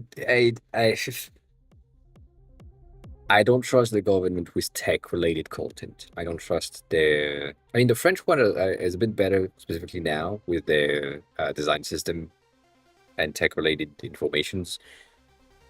For the past, I don't know, 3 years, it's been a bit better. But yeah, we have something that is called um, uh, digital identity, basically. And so we have a digital ID that is linked to our personal government related ID. And it is something that is linked to a device, whichever device we want. It could be an email address, it could be a phone number, it could be whatever. But we have at times the ability to get into websites that are requiring digital identity to be checked. And that is basically the way that we would have to uh, go about these websites that are currently age restricted, I think, by using this app. And it's fine, right? It's pretty simple. You receive a text message, you receive an email, you receive something that is linked to that app. And most of the time, when you have a phone that is good enough, uh, like this one, for example, is having like a fingerprint scanner, but under the display, which means that it's like not as accurate than a real fingerprint scanner, like these. Like these ones are much better. Um, and then Face ID on the iPhone is debatable. I mean, it's much better than Face ID on other Android phones, but you know, it's yeah, there's that. So I think that's the thing for French. I think we would go for the digital identity or yeah, digital identity, online identity things app for these, which are government made, and again, they are better than what they used to be. But then again, I don't know. I don't know. We'll see. It's not there yet, which is good. Um, but it will happen for sure, and we will have to check our identity online for sure at times. I don't really care. Again, as I said, based on myself, just my persona online is my name. My business is my name. I have a business, which means that the government and the online place already know like my ID, my stuff. So yeah, that's kind of complicated. Anyways, um, can I trade that? Is that feasible? Can I do that? I can't. Can I do this? I can.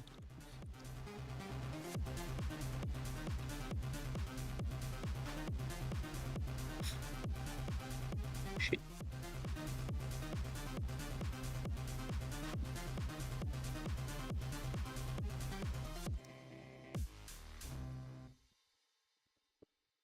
You may have seen. Let me see if I can find it. Um, you may have seen this magnificent thing. So, if you haven't heard, Figma has IPO'd and they have uh, basically released on the stock market and get themselves stocks. And so The stock, when it came out for regular people, was at 99 bucks. Like that's the starting point. And the stock right now is at 82, which is way lower than what we started at. The thing that happens, and I saved it on here, is it was, or it is, as that person has been saying, the biggest scam in in a long time. So basically, what happened is the IPO happened before, and people were saying you can buy the valuation of the stock at a very specific price. So you had 24 million shares, and then the company employees has like 12 million shares, which made a total of 36 million shares, and the valuation of this entire thing was like 1 billion something, which is 1.2. That valuation of 1.2 was bought back by banks like Robinhood or like bigger banks and whatever at 1.2 billion, maybe 1.5 billion, I don't know. Um, and so they bought the entirety of the 36 million shares from Figma itself. And then they decided to ask Robinhood and other platforms like Trade Republic that I'm using right now to check if they were interested in selling the stock. People said yes. And what happened is instead of selling the stock retail at like 30 bucks per share, they sold it as an entry point, so 99 for me, 110 for the US, which means that for 36 million, they made 4 billion, which means that they made 3.8 billion on top of everyone else. And right now, unless the stock is going back to 33 per share, we are still paying the bank to get something out of it, which is really, really bad. So that whole thing, that whole debacle right here, if I had bought right there and sold right there, would have been kind of good enough. But right now, we're already going down. So if you bought here and you said it's going to go up and then you just hold or held, you are still in the red, which is really bad. And yeah, that's a very interesting point. I think you should watch this video as well because it's really, it's simple and it works and it's useful. It makes sense, you know, good stuff. But yeah, that whole thing happened during last week, and I don't think I like it. I don't think it's a good idea. I don't think the Figma IPO was a good idea. If I could have bought at 33, that would have been a great idea. But other than that, not so good. Not so good. I'm trying to see where we stopped. I think we stopped a long time ago, and I don't know if it's a good idea to go through the entire thing. Um, but we'll see. I don't think so, unless unless Framer decides to do native mobile app building, so something like Play. Uh, like we talked about that before. Create with Play is one of the really good interface, no code builder things where you can really quickly and easily build something inside of a Figma-like interface, and then end up with code that is uh, basically Swift UI code. That, yes, 100%. Framer right now is just for websites. And so if Framer decides to do mobile apps, yes, 100%. I don't think they will, or at least not to this level of of options because this is really good in terms of what they do. I don't like the app, but it's in terms of what they can do, it's really good. Um, again, the new app that I'm building right here, I haven't touched Figma for it, other than the app icon. Like that's the only thing. I've had the idea in my head, and I needed to do the app icon in a way. I haven't implemented it just yet. I have it in the icon composer, the new app from Apple. Um, but then that design, the whole thing is direct from cursor.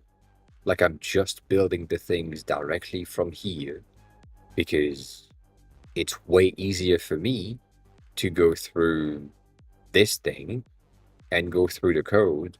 And then when I have something that makes sense to me, go in here, go into the specific page that I'm looking for. So, for example, the perfume roll view, and get to the design itself and say, well, here, for example, I don't need the circle. Can I zoom in today?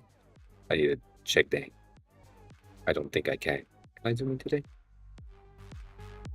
God, I can't zoom in today. Why is Xcode not zoomable? That makes no sense. Makes no sense. Nonetheless, right? Getting in there and then modifying the code directly makes a lot more sense to me than, um, than anything else.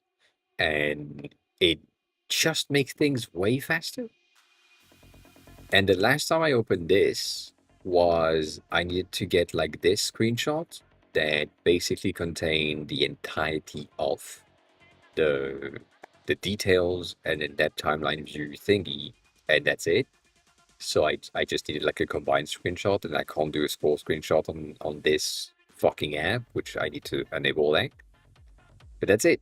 That's the only thing that I did. The rest is app icon that is right here, and yeah. Again, I haven't really touched Figma in a while. Like none of these have been updated, and I'm using the iOS 26 iPad and iPhone uh, like UI kits in Figma to get how the things are named, because in the code I don't know, and therefore I'm just like, oh, this is a toolbar, so it's called toolbar. So I should probably look for toolbar in the documentation, so that I can have like more information, and I will find the toolbars, and it makes sense to me. Like if I'm looking for, I don't know, toggles, because for some reason I want to build some toggles, I can go into documentation and get in there and then read the information about it and how it's built and so on, and then go back in Figma. Like, because I'm mostly a visual person, so because of that, go in the examples, which is the page that I use the most, and then go in there and say, well, I'm looking for this specific thing right here, like that content area thing. What is this? Where is it? Where is that coming from? What am I using for this? Um, and yeah. Otherwise, Figma, I think in my designer eyes, it's kind of dead already. I uh, I don't use it. I do use it, but I don't use it that much anymore. It's just it makes no sense. It's more of a waste of time than anything when I can just use these things and be like, well, we have a role, and in our role behavior, um, I can just define my swipe actions, because swipe actions exist. And just looking at the docs, which again, reading the documentation is really annoying, but it's still something that needs to happen. I can just read that and say, well, you know what? If I want to have something that is swappable, swipeable, and so on, it's going to be in there. That makes sense. I mean, to me, it makes sense. So yeah.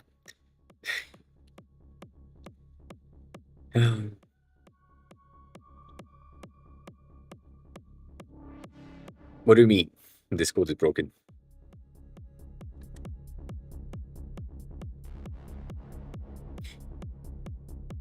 What do you mean you have 0 people online? Right here? Eh,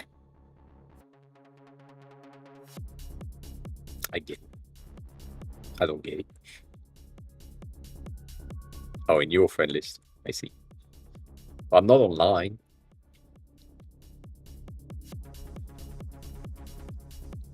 But yeah, so other than if if Framer is able to do what Play is doing, I don't think Framer is going to kill Figma. I think Figma is going to kill itself. I know. Um, and it's probably going to be a good thing. I'm sorry, but it's probably going to be a good thing. I don't know why or what is going to replace it other than direct code. Um, like overall, it's probably going to be good, and it's probably going to help and do the thing that we need to have. But eh, hmm, yeah, I think code first is going to be the best option. I know it sounds weird. It sounds weird to me, but this is so much better. Um, I know, I know. There is a designer in front of you that is saying that code is better than design. God damn. But it's the case. I just I just go so much faster right here. I have the thing that I need. I can test it out. I can look at it. I can ensure that everything that I'm supposed to have working is working. And then when I'm done with the thing, it's in production. Whereas if I'm on Figma first and I need to build something, let's say I'm trying to build something like give me like a weird ass more realistic navigation thingy. We don't have anything that is realistic. God damn it. Let's say I needed to build this. I might spend, I don't know, a day or two to make sure that I have the entire thing and I understand how it works and everything is in there and it's working and so on. And my spacing is good. And then what happens is I send that to the devs and I say, well, we need to build this now. And the week or the day or the 3 days that I spent to ensure that everything was aligned and perfectly in place and with the same amount of spacing that we needed to have for most things. And now you need to spend the same amount of time to redo it. Whereas, do I need to change something here? Yes. And then it's done. that's that's what it is. That's just what it is. That's why it's good. It's just if I have an idea, if I need to do something, it's just done in one go. You know, it makes sense. It makes sense to me.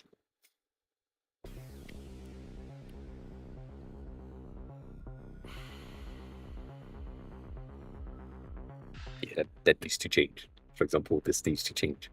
Design wise, right now I'm just getting all the data that I can have and displaying it how I can, but not much. And it doesn't make any sense to have. I can't zoom in. God damn, I forgot about it.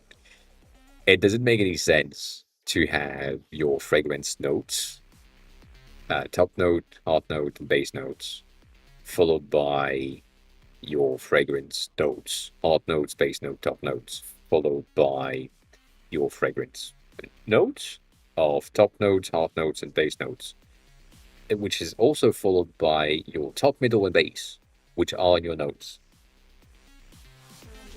Which means the data I have is filled with notes, and that's all I have. Like this whole thing is just a mess of notes. It makes no sense. If we just had the top and none of these, we'd be fine with it. But no,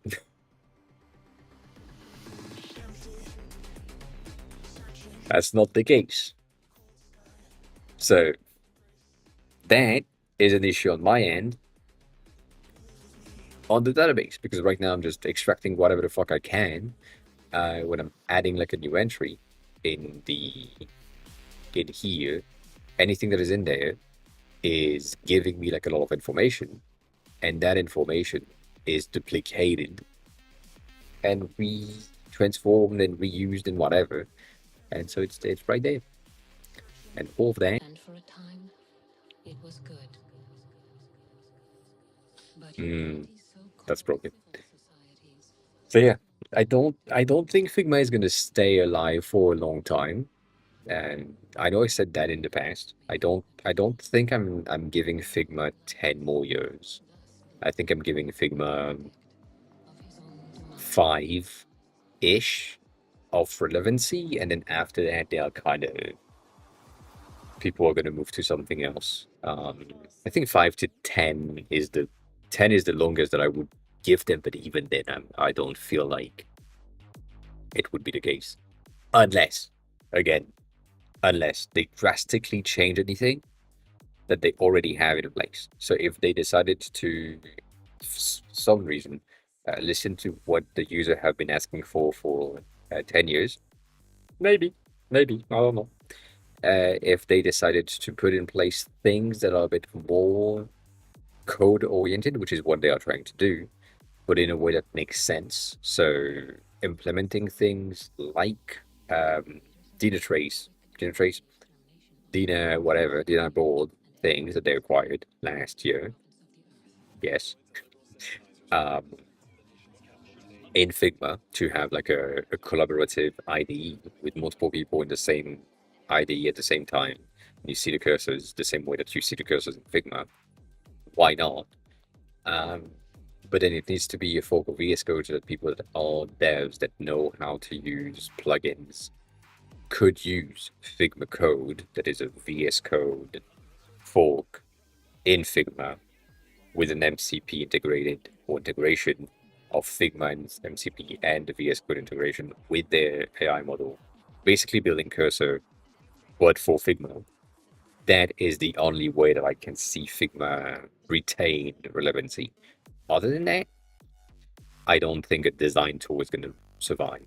I think it's going to be replaced by Cursor. The thing that I shared last month, I think it's been a month now, but the thing that I shared last month, which is someone that was working um, in like Cursor, I think, or building like a plugin for Cursor basically, and that had built something that gives you a design tool in the main Canva instead of having the code. That was exactly what we needed, and they were building that in a beta, I think, a month ago. So yeah. Um,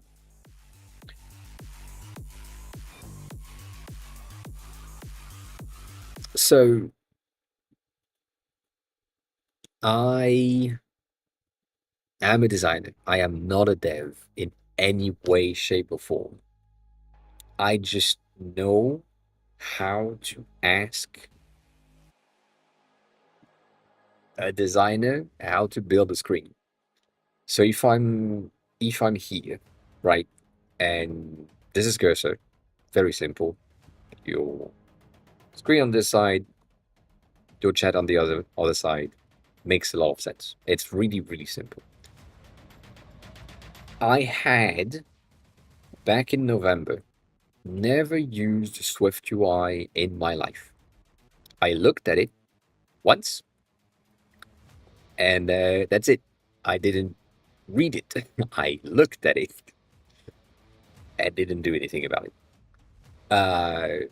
The fact that now I have the ability to build things and I understand how I can uh, really, really simply organize my layouts, organize my tabs, define some specific things. Like, for example, I know that my collection, I could add a badge on this thing, or I could add like an alert or something that says what if we have like a new entry that is coming from the not seen yet or not tested yet.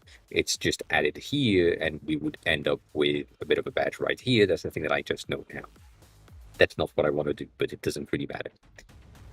Based on that, from here, I can say, because I understand things, I need, let me see if I can just zoom in a bit so that it's really zoomed in, but you can see the chat. I'm here, and in our, I'm really prosaic, and I'm writing things, but I'm just chatting with cursor and basically code in here. In our, whatever file I want, so add file, let's say I'm currently working in the detail view.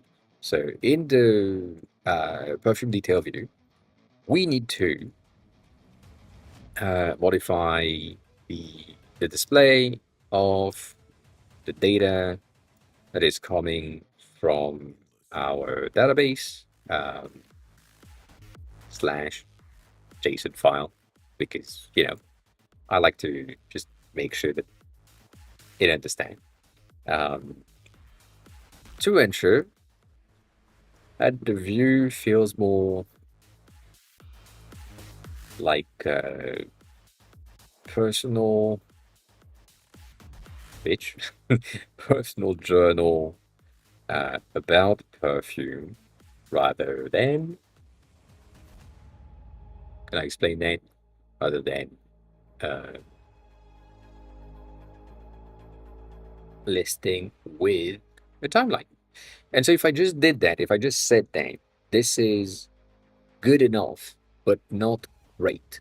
So from there, I want to make sure that the current timeline, I forgot a fucking E, the current timeline system is really good.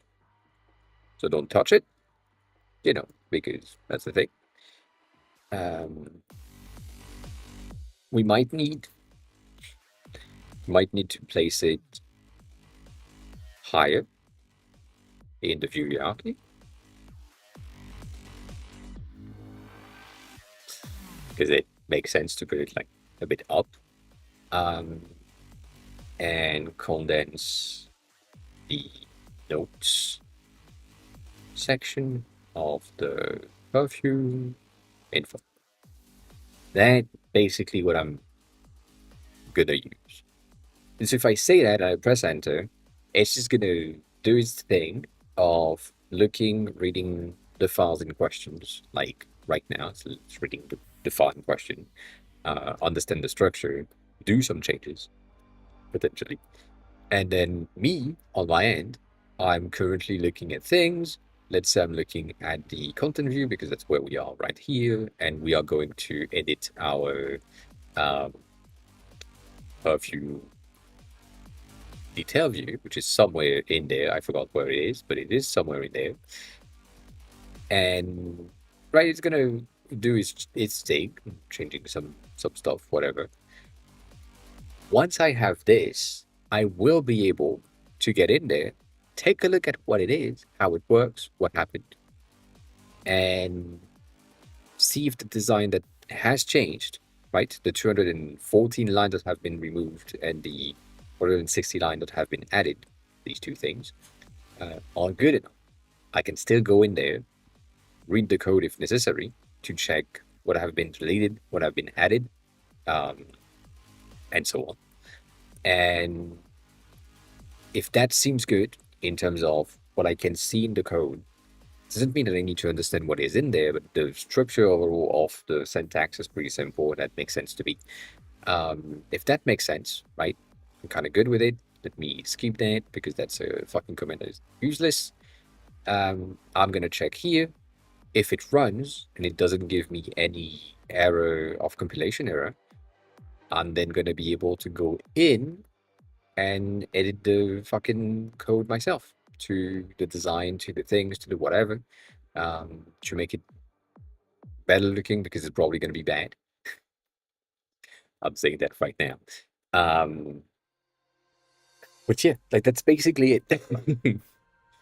That is the that's basically Cursor. That's the reason why I am able to build the apps that I'm building this one and the others that I have, because if you're a designer and you have been a product designer and you have been at a team level where you either had people under you or people above you that were asking for things, you can do that with no issues. Like for now, let's say I'm using same thing, just this one as a base, so that we have our entries, and now the fucking background works. God damn, that's a cute ass background. Um, in there, we now have information about the thought that the user had, and then we have the timeline, related timeline thing, and everything else that is related to the perfume itself. So the fragrance notes and the notes, the other things, the other texts blocks, are underneath, and that kind of makes sense. And then we have a link, we have my experience thing that is absolutely useless, but that can be changed. And from there, the design is better, still not good. That my thought needs to be somewhere underneath, but I kind of know where that is. So I can go in there, look for the my thought section, which is right here. And I know that I have my timeline section, which is around here.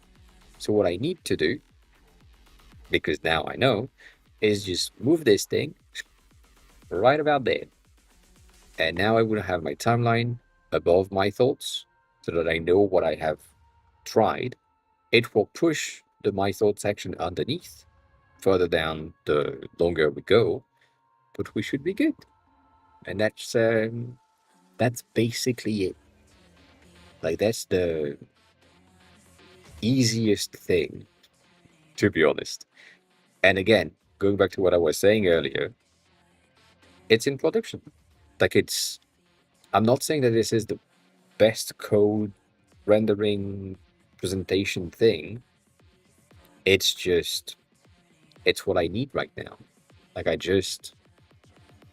needed to edit this file specifically. That's the one that has been edited. I can see what has been changed, how things have been kind of organized and set up. I have some helper methods at the bottom to have the compact row things. And, it's not great. I feel like based on the fact that this fucking file is 1,000 lines, it should be splitted. Have a good rest of your day. Go. Take care of yourself. Thanks a lot for the resub. Appreciate it again. Yeah. Thank you for being here. Appreciate it. As always. As always. So yeah, that's the base thing. Nox. That's the base thing. If you understand or if you know how to type, messages, you should be fine.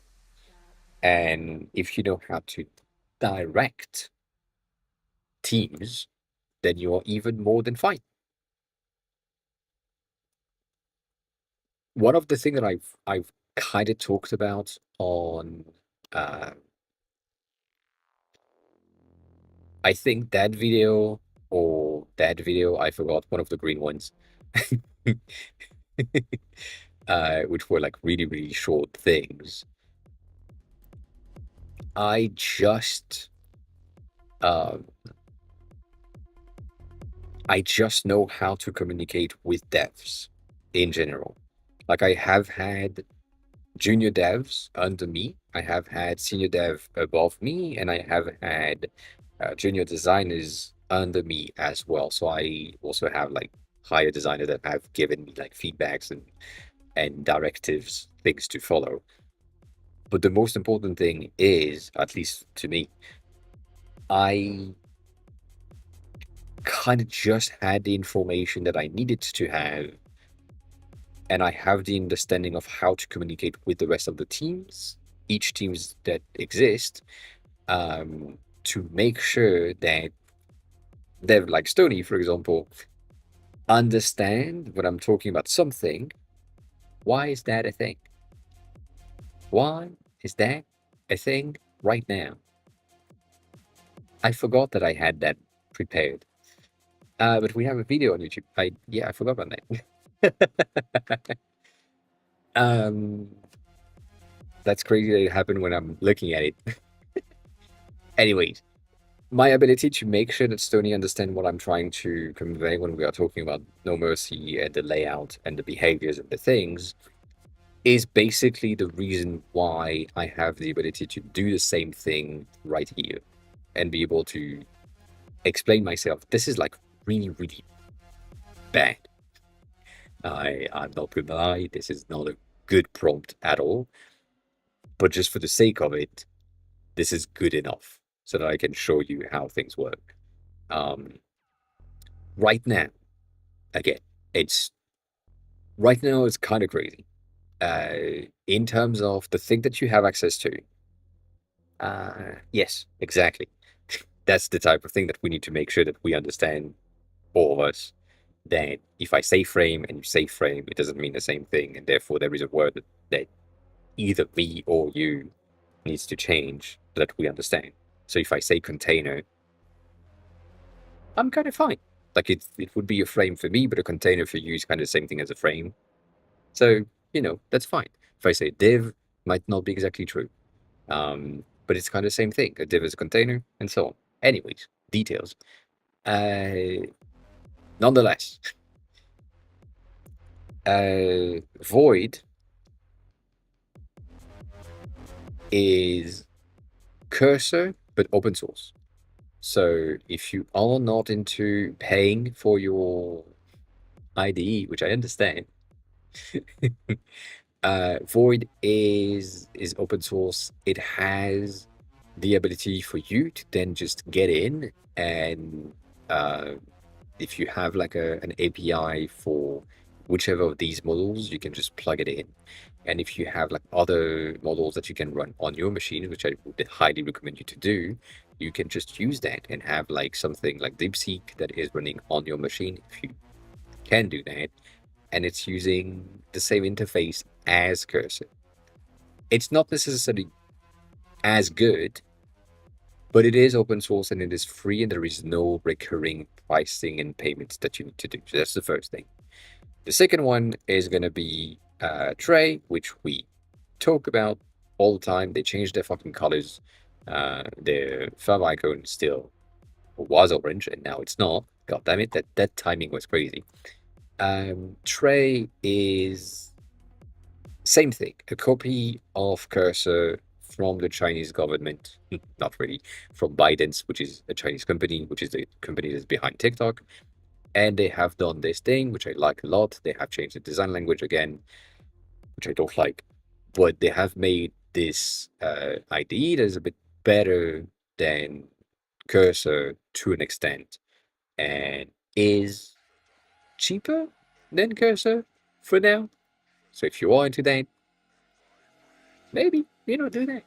The main reason why it's cheaper is that the first month is at $3 and it's $10 a month. Cursor is currently at $20 a month. So half the price, basically. And then the free tier is still giving you enough things to test it out, but it's not enough to like do something or do enough of something. Specifically because the 10 fast requests and 50 slow requests is you would probably burn 10 fast requests in your first prompt, like your first questions. If you use the wrong model and you don't know what you're doing, which is usually what you do when you start, you will probably end up with burning through that in, I guess, 3 minutes, maybe 4. But yeah, that's the sad news. That's probably the case. But then you have like 1,000 requests for regular models and then 500 or 5,000 autocomplete, which is fine enough-ish. I don't know. It depends. I don't really care. Nonetheless, Tray is another option. On top of that, you have Windsurf, which is the other one, which we love the design direction that they went to. They just changed their branding again last 3 months ago. Yes. And it's nice. It's a nice branding. It's a very designer-friendly IDE. It's a fork of VS Code, so it looks the same, and it's really close to Cursor in terms of how it works. But that's about it. Like it's the same concept. You have your the files, your content code, and then your chat on the side. That's the things. Uh, Most of these are extremely easy to understand and grasp because their layout is the same. So whichever you want to start with, you're gonna end up understanding most of the others, right? So that makes a lot of sense. Um, I don't think the others makes any sense. There is key key Kiro? No. What's the fucking name? There is a new one from Amazon that is kind of in better hidden situation. I know that I have Theo that I've talked about it, and I forgot the name, and it's somewhere along the line of here. Kiro. Wrong name. So Kiro the Dev is basically an AI, the same thing, and it is good for documentation based on the video of Theo. We don't have access to it yet, but it's supposed to be free. So it's supposed to be like pretty overall good free things, and then you have more payment, same prices as the other ones. But yeah, it was free like a second ago. And now it's under a wait list because they figured that it cost a lot. Nonetheless, that doesn't change anything in the fact that right now, because we are currently in the ID race since Cursor blew out, and like people are like, I don't, I don't, um, I don't want to go to agent. Can you fuck off? My bad.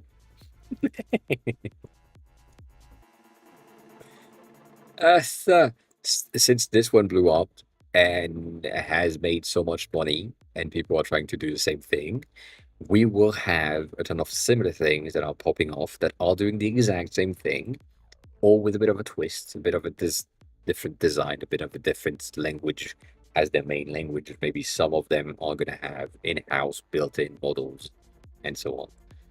That's options. But that's not necessarily something that is good, right? What my brain is telling me, and that's kind of weird, but it's a good analogy in a way. My dad used to tell me, and it's a weird thing. I'm talking about cookies in these situations. Tickle, hi, welcome on. Happy lurking. uh, my dad used to tell me, if you are looking for cookies and you have the options to buy the original ones or the fake ones from the store, buy the original one because it's usually better. And the fake one, the store made thing, they are usually worse in terms of quality of the ingredients, but also they need to catch up to the original things. And so right here, what I'm saying is basically the same thing. Cursor for me is the initial thing. Therefore, it's going to be better in a way because most of the other ones are trying to catch up to Cursor. And so they are doing their best to achieve this. But most of the time, they are a bit under in terms of rendering, in terms of understanding, in terms of whatever the thing that you want to do. So with that in mind, I would go Cursor then rather than anything else for now.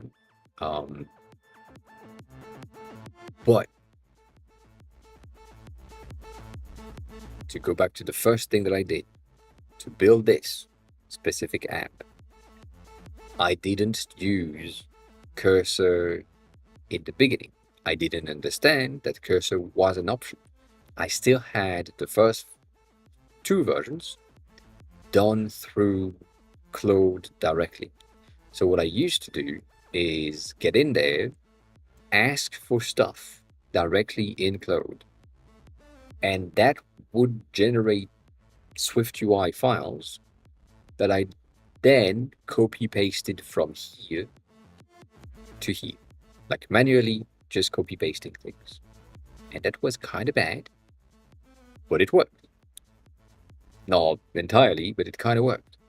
And then I discovered Cursor and it was much better. But that's the thing. So in order for you to not have to pay for the subscription of Cursor and other things, I would highly recommend you to get like whatever AI thing you have access to. So if you have access to Claude, use Claude. It's the best for code. If you have access to ChatGPT, like a higher paid model thing, use that. And use that first to generate the codes and then copy paste to the IDE so that you don't have to pay for the fast requests, whatever other things they want to make you have to pay for, because that makes no sense. Lastly, which is something that I should have said at the beginning, but it's the same thing. I don't, doesn't really matter. You would highly benefit from understanding a smidge of the thing that is or how happening on the screen. Because if you are doing things and you see that it's like deleting 214 lines of codes and adding 160 lines instead, there is a lot of replacements for sure. And it's probably just deleting like 50-ish lines or 60-ish lines in total. But understanding which one are deleted and which one are replaced and why they are replaced and why it makes sense is going to help you tremendously in the long term. I'm not saying that you need to be a dev, again. I'm just saying you need to understand what is in there. One of the things that we talked about before is at the end, Cursor is going to give you the chat recaps, and in there you're going to know what it did, what it did. And you can just say, well, can you explain what you did so that I understand? And sometimes it does, sometimes it's good enough, sometimes it's not good enough. But yeah, that's one of the reasons why for me Claude is a bit better directly, because I can just say, in terms of the style that I wanted you to have, I wanted you to be in concise, like as concise as possible, so that you just answer with the thing. And then if I have a secondary question, I can just add an explanation-based question and say, well, can you explain this thing? Because I don't really understand how a state object works in SwiftUI, for example. And once I have done that, I now know that because I kind of, not really, but kind of understand these things, these bindings, and these add state, add environment, object, and definition at the top of the struct, I now have a better or easier time, a better time in the code itself to be able to say, well, cool, I do understand this thing, not entirely, but I do understand it. And if I have the thing in my struct at the beginning before my body, it means that I have like all of my related necessary informations that will be used inside of the body at the top and so on. So if I go into another struct that is struct definition, that would make more sense. This one has too much, to be honest. Something like a very, very simple variable would be really good. Shit like this, for example. I have my let title, let notes, let colors, which means that inside of my elements, components, I have properties, the property for the string, or I have two strings property in one string color thing that will go through. And so if I say that text title here if I have compact not row in my file, it's going to take the title, and the title is going to come from my data layer, which is probably coming from my environment. So yeah, um, yeah, it was exactly what I just explained, which is really good. So basically, it was a state. It's not this file, it's another file. It's another app, to be honest. But uh, it was using a state, which we talked about. It was using a state private that was preloading the section when we should have used a binding instead. So I changed that for a binding, and now it's working. And it's working really well, to be honest. I'm really happy with it. It it wasn't that complicated, but it was not exactly what I was expecting ish, but kinda. Like it's basically what I explained, but now I can start in this file, type on word, for example, and it will load the words dictionary section directly and have the things. And then if I close it back and I click on radicals, put it radicals first and so on. So that's good, at least for me. Yeah, thank you. It wasn't that complex. I think the discussion that we had and the fact that again, I'm thanking most of you most of the time for making me realize thing that I understood, but I understood like back here and it didn't come to the front just yet. So we have the discussions on stream and then something clicks. It progressed further and then it's in front of my fucking face. And I'm like, oh, that might be the reason. And then I try to fix the thing that seems to be the reason. And yeah, thank you. Appreciate it.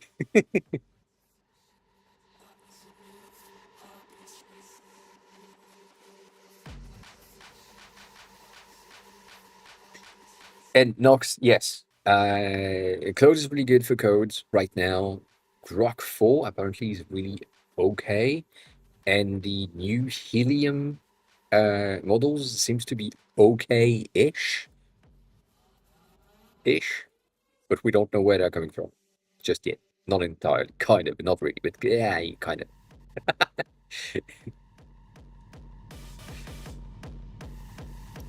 But you don't know about that yet, so that's fine. You don't care about it. Don't care about it. Please don't care about it. Uh, don't be aware of everything that is happening right now in the AI sphere because it's fucking annoying. Uh, it is.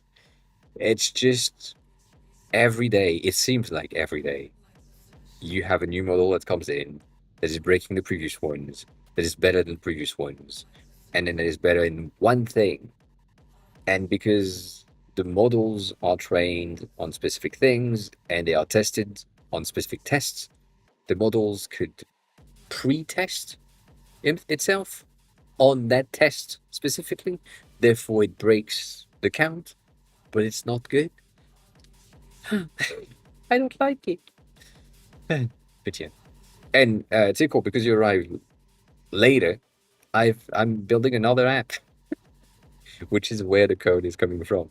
I'm building this thing, which is a perfume um, helper, a perfume assistant situation, where you list out your collection of perfumes if you have one, and then the assistant is going to give you some recommendation of what to wear today based on your collection, based on the weather, based on thing that you haven't tried in a long time, or thing that you like, but you know the bottle is kind of tiny.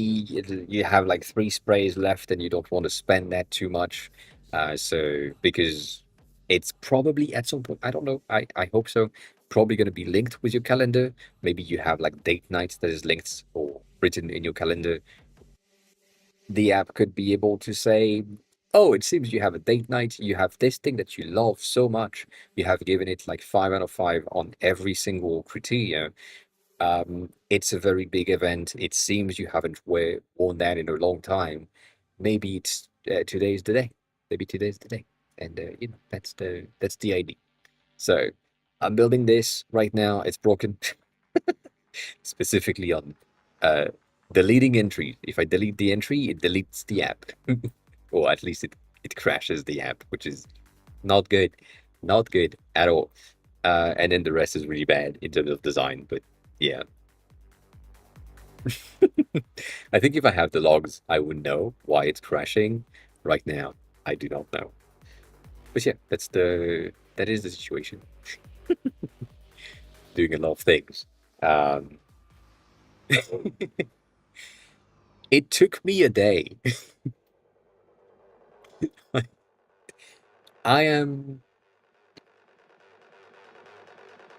not blown away, but I'm surprised to an extent, kind of.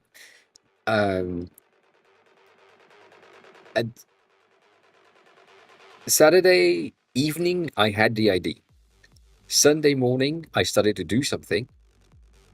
Monday morning or Monday midday, I had a first version. Wednesday, not even Tuesday midday, I had a working journaling version that just had the collection. And then not much more, like design changes and stuff, but that's it. And then on Friday afternoon, I swapped, like I had a bit of a thinking session to ensure that it was really good. And it wasn't good enough. Like just having the definition of journaling wasn't good enough, at least for me, and from what I saw from Reddit's like slash perfume slash fragrance, um, the thing that the people are requesting. So I had the thinking session of adding like that homepage and the discovery page, the profile page with other things, and then from there, on Saturday this week, I I did that. And then I broke everything yesterday, and I broke everything again today, and today before stream I reverted the entire thing to this version, which works. I'm fine with it. It's just like I can't delete the fucking entry. I mean, I can delete the first one, but then after that the app is crashing. So not gonna do that. Not gonna do that just yet. We'll see. We'll see if it's fine. But yeah, it's pretty fast.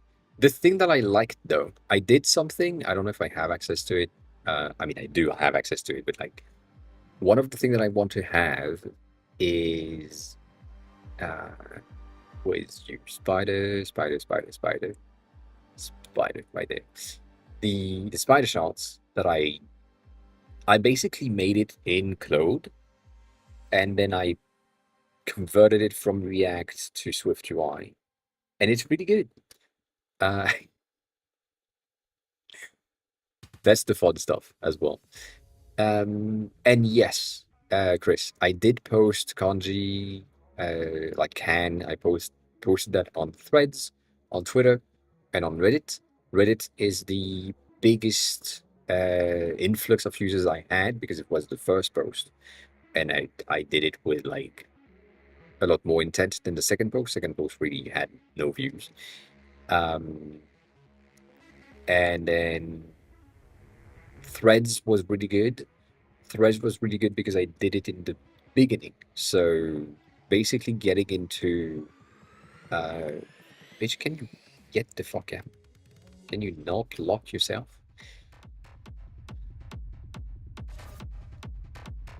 The the thing that I discovered is right now, for example, I'm talking about this app for perfumes. I'm talking about it on TikTok. I'm talking about it on stream, but I'm not talking about it yet on Threads or Twitter just yet. I want to, but I don't have enough to share in my views. But if you share things early on, you will end up with more people that are waiting for you to talk about it for the update to see what has been implemented, what is new, what is interesting, what is not interesting, and so on. So that, I would say, is what you kind of need to do to get discovered and have a bit of a successful-ish thing. The more, it's going to sound weird, the more of the journey you share, the better potential outcome you have at success. Because instead of saying nothing, and then when you release, people hear about you for the first time, or you spoke about or speak about the idea, and so people are hearing about that, and then you speak about it, and then there is more people that are relying, rallying, rallying behind you about the thing that you're talking about. And then when you're releasing, you already have a bit of an audience. Could be something, could be nothing. That will help you to grow the content. So again, for me, for Can specifically, in the first 2 weeks of beta testing, I had 1,000 users, and they kind of converted into regular users once the app went out of beta. So that's a bit of a massive boost. Makes sense. But yeah, no, this thing was really cool. So this thing right here, which I'm gonna zoom in the old way because that's how things work now.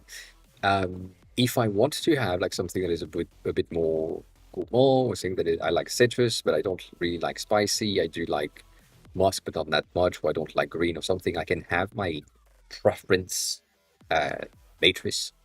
And then what I did is I also had it in slider version, just because I like to play with the fucking glass effect thingy. Um, that's the only reason. And so with that, you can see at the top, like specifically this one, um, I I can just play with it, and it plays with both at the same time.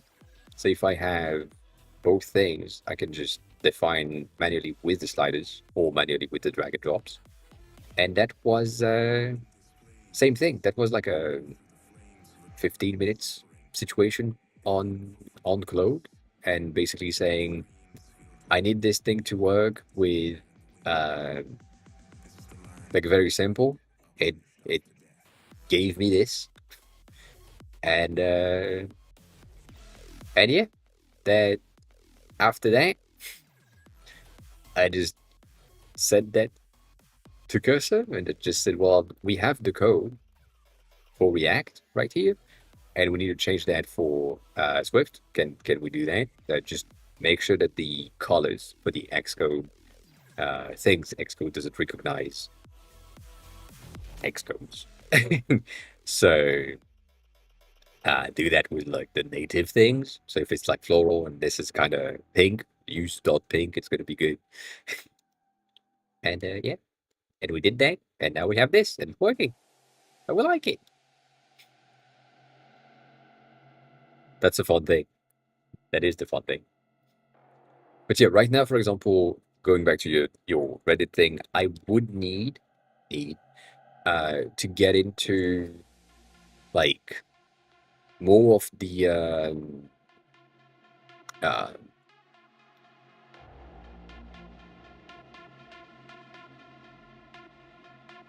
more the thing that are here on Japanese related content. I'm trying to get like activities and replies and things to be able to share stuff. This one has asked me a question 3 days ago, and I didn't reply because I don't have notifications on. And yeah, I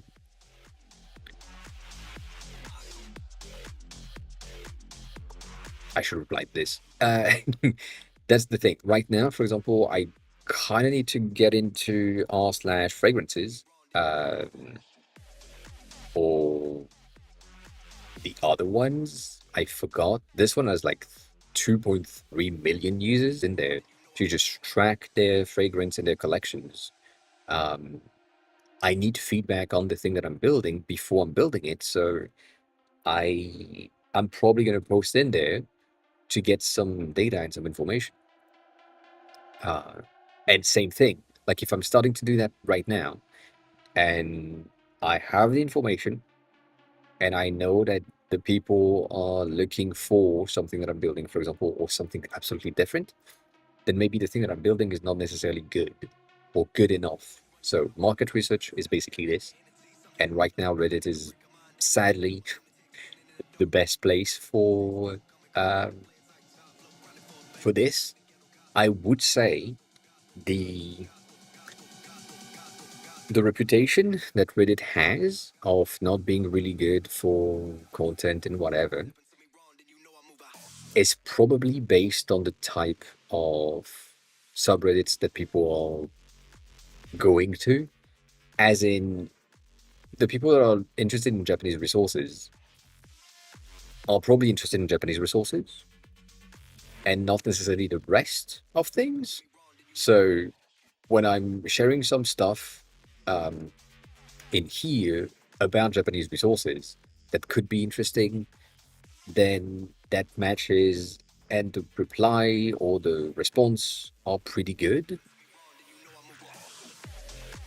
But then if I'm into something like slash politic, probably a bit more stuff in there. If I go into my homepage, which is sadly extremely French, um, most of it is just trash, trash French content. There is a lot of design stuff that is really good, but overall, it just makes sense. So I think the communities are really important and will make things different or better or not better, or it depends. But yeah, like that's the this one, for example, had like 24,000 views with uh 84 upvote, which is pretty impressive for this channel specifically. And then that um gave me, as I said, like something like 200-ish downloads for the apps, which is pretty cool. So if I'm doing the same thing on perfumes, yeah, why not? I think you should do the same thing. Should. I don't know where you are on the landing page, by the way, Chris. In Framer, if you're doing that in Framer still, but yeah. So yeah, that's this. That was a long ass answer for no fucking reason. But I need to do that more. I need to share more of the thing that I've just shared today about the perfume app. Um, Send me the link. Send me the link. The good link. Um, I want to see the link. I feel like I'm looking at likes from where we stopped. That ass. Sorry. Uh, I think we stopped around here. That's crazy. I think we stopped right about here. Yeah, that goddamn. Um, it's crazy that you called it the playlist app, like the playlist. Sorry, what is crazy to me is playlist as the name. That is crazy to me, but I get it. I get it. Interesting. I would have the dots underneath, but I get it. It happens. It happens. I'm seeing so much stuff. I'm seeing so much stuff.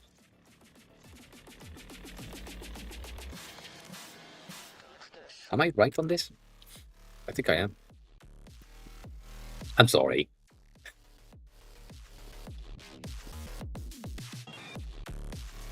Yeah, I am.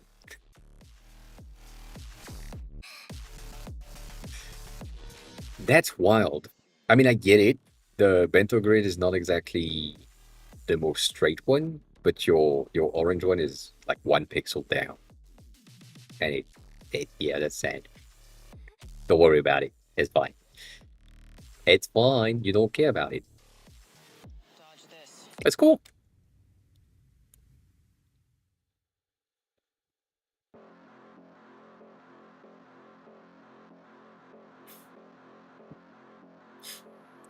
I think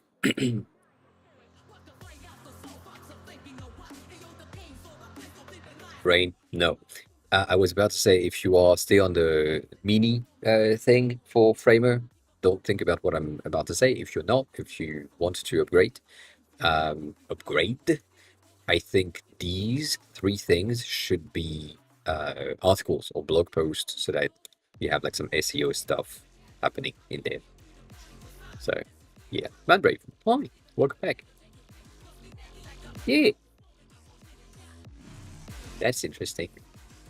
That's a that's a weird that's a that's a weird situation.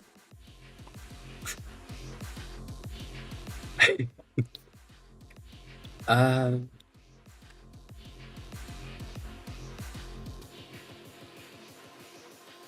shit, that's a fucking C.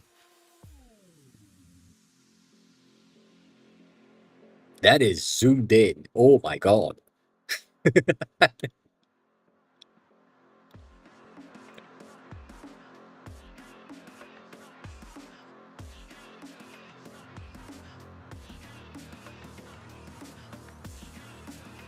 Don't play.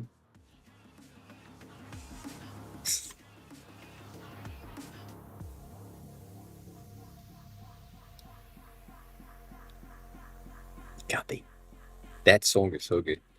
I'm happy you can't hear it because Kathy.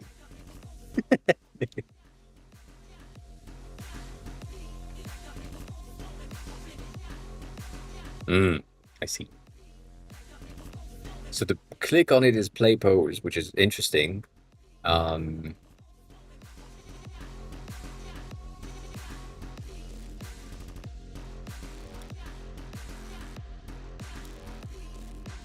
shit. Huh. That's cool. That's useful. Let me pause that. Let me add stuff. I'm guessing if I'm getting more, right? I'm giving that more of these, starting this. Yeah, that makes sense. Yeah, of course. Of course.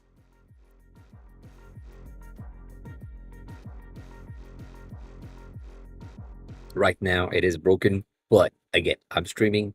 Uh, it's my computer, and it makes sense.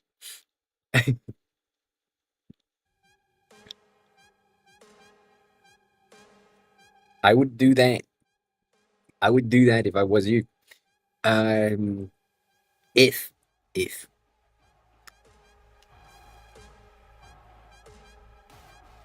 if you are here, this one being orange and dotted makes sense. If you're here, this one being orange and dotted makes sense because it's the next one. If I'm playing the second one, this one should be gray and probably not dashed. And then if I'm playing the first one, this one should be gray and probably not dashed either because I'm just moving to this one. And then the other thing, if you can, these dots, the first one and the last one, are not necessary unless um, unless the grid has a fourth entry option.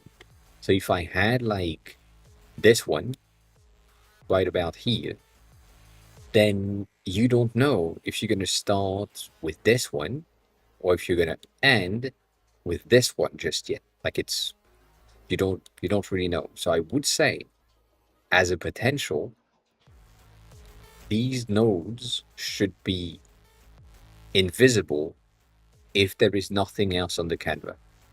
Um, that's the thing.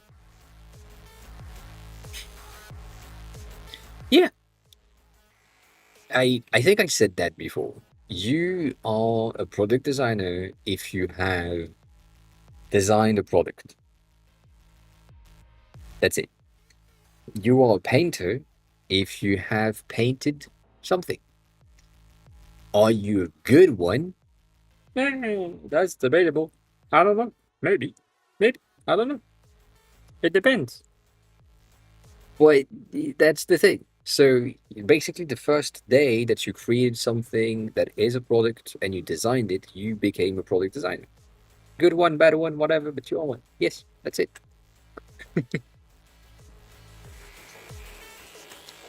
My PC is loud and not performant. My Mac is not loud and not performant. So yeah, that happens. Um, but yeah, no, it's really good. The minimap, giving me the ability to just click on things, see things really quickly. That's pretty nice. I wish I could move things around, but yeah. Um, and yeah, that can't sound creepy, but all right, cool.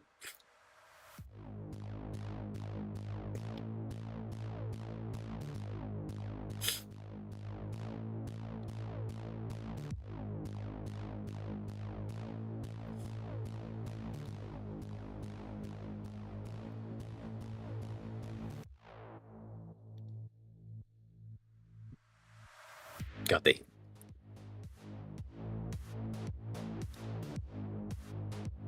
I need to stop this fucking song because it's so good. God damn.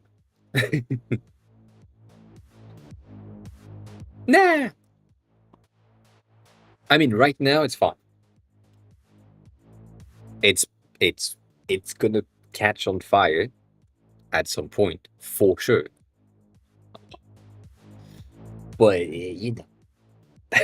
right now I can't hear anything. I have the AC running, and I have the AirPods in noise cancelling, so I I wouldn't have been able to know if it was like loud. Uh, it seems fine right now. Maybe, but other than the lines, I think that would be the only thing. Maybe you could have. I mean, maybe. God damn it. Right, so far I haven't done anything, right? I haven't selected anything, and my playlist isn't giving me details. Nothing is selected. As soon as I'm gonna click and drag something, it's gonna become like orange background shadow. I don't like that. If I'm adding another one, it's on top of the first one. They seem to all kind of start in the same position, which is kind of weird to me, but whatever. Right? It's just stacking on top of each other. I would do my best to not do that if that's an option for you. Basically ensuring that you have at least the ability to say, well, this thing is uh, supposed to be around here, and this one is supposed to be around here. Like it's just like this third one, fourth one would be around here or here. So it doesn't really go on top of content, but right now it is. So if you want it, I would do that, then move on to something else, add it right about there. Like basically naturally placing them in a way that is either in line or in a pattern that makes sense. Um,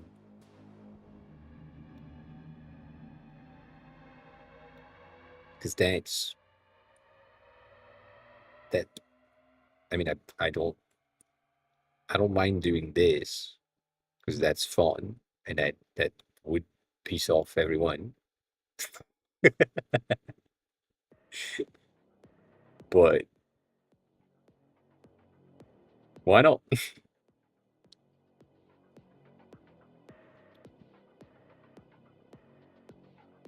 But yeah, I would at least place them not on top of each other, um, as much as I could. so that it didn't break. That's the only thing. I think that's the only thing. But yeah, as soon as I press play, which is right here, I'm getting this um, orange background because it's currently playing. That makes sense. I would love for on pause go back to its initial thing, and then if I click on the Canva, going back to its initial thing, not keeping the orange background. That would make more sense to me. But yeah, I'm skeptical about playlist because playlist is probably already used by someone else. Um, that's the reason. Like playlist.com or something is probably something that exists. You know.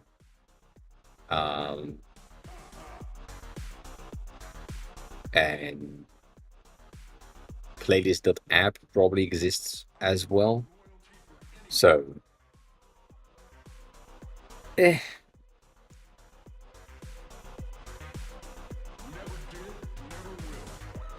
I think what could happen, and that's kind of sad, but it could happen. Someone today, for example, on my Instagram was talking about building like a business for arts and crafts, and they would be a company that is building cars and buildings or wrapping cars, like basically doing the paints and the wraps and all these things, right?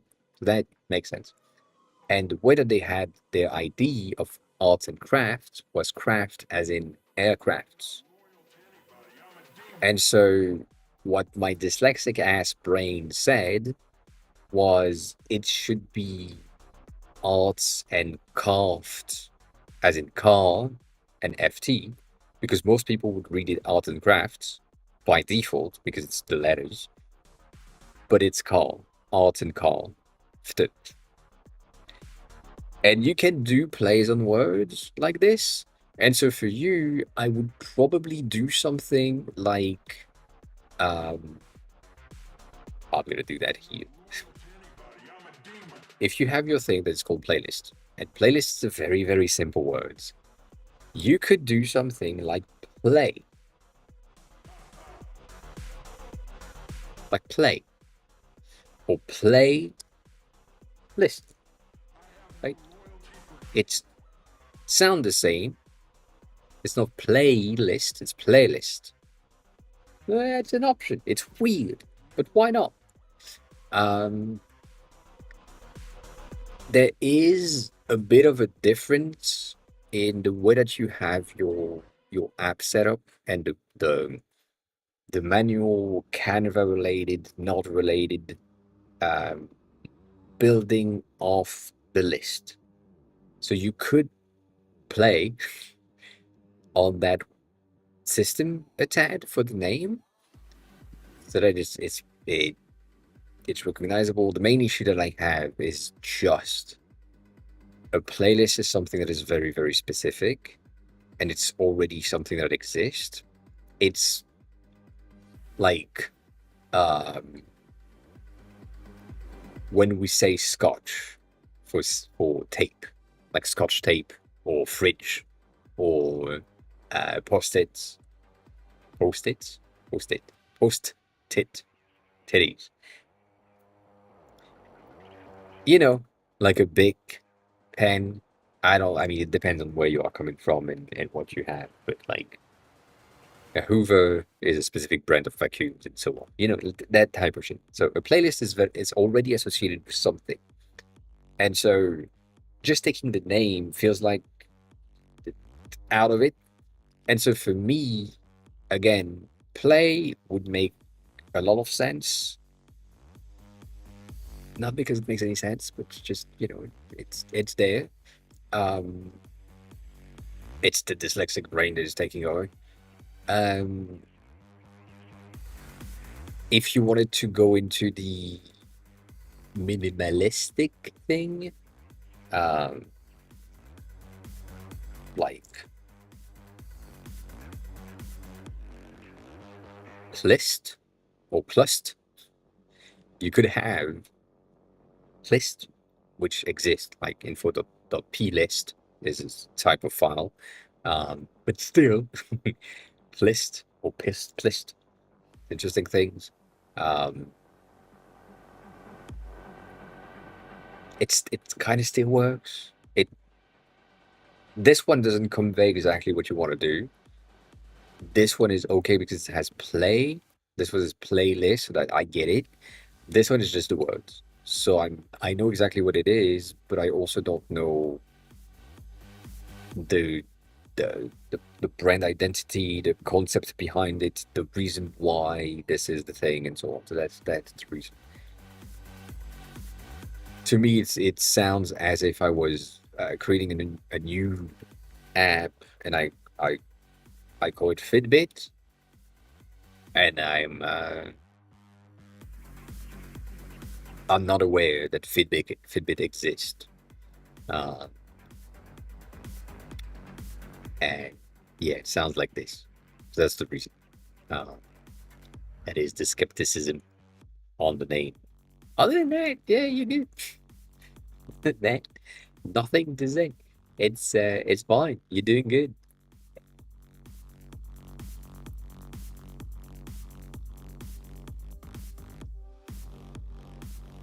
I think. Thank you, Gothic. Welcome back.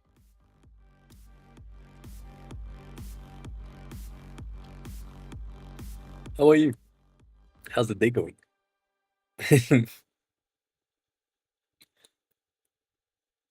And everything. You're welcome. That's why we're here. Um, Ass, obviously, specifically now. I like this one a lot because of this. It's tiny. It's a bit curved, just like me. Uh, but it's yeah, it has a nice design to it. We like it. We like it. We like that. This one was crazy. I like it a lot, obviously. Um, but it is like a very simple thing. You can see how Sketch is just so much better for grain than what Figma is available. Like there is so much little grain in there that god dang. And the output is really nice as well. Um,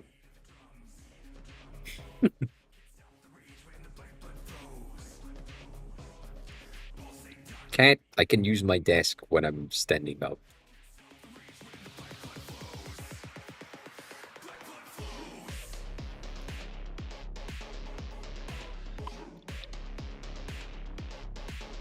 Anyways, uh, this account has been on my feed for a long time, and we've talked about them before. They are doing a lot of really, really good Japanese inspired. They are Japanese. Um, the visuals for like After Effects and other things. I don't know if they are using this in videos or in other things, but they look really good. I like them a lot, and most of the thing that I'm seeing here are inspiration for me as stream overlays. As in this one in the corner is a very, very good BRB screen where you could have the BRB at the top, some messages on the side, your camera blurred here, and then some activities in the blue section. That's a very simple thing to put in place, but it looks good and it works. And the entire thing having some paper textures, some well, textures in general, is something that makes a lot of sense. And all of that is really good. That's it.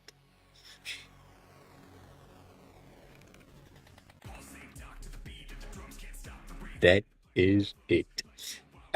This one is one of the ID that we kind of had for the perfume thing for the timeline. I thought about it. It one of the thing that was inspiring for the setup, but it's too complex to put in place. Uh, but maybe I don't know. I'm not saying no. I feel like that if I'm putting something similar to this though, it's going to be really much a duplicate, and I don't like that. Um, I don't like this idea.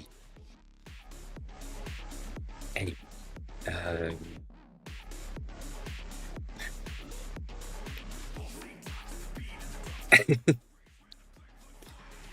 if you remember the fucking drama from last week, 2 weeks ago, about Nutty just creating something and getting some slack from other people saying that he should be, what was the fucking term?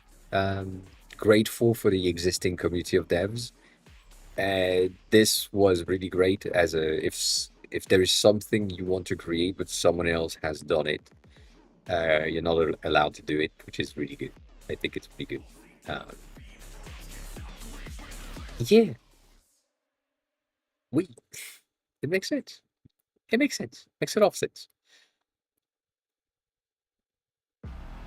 So much sense. Uh, we talked about this one. I remember that. I remember that. This one was really cool, and it's a very simple thing, but this is not thing that people are like thinking about. Yeah, mind rave. That's the thing. You're missing the context.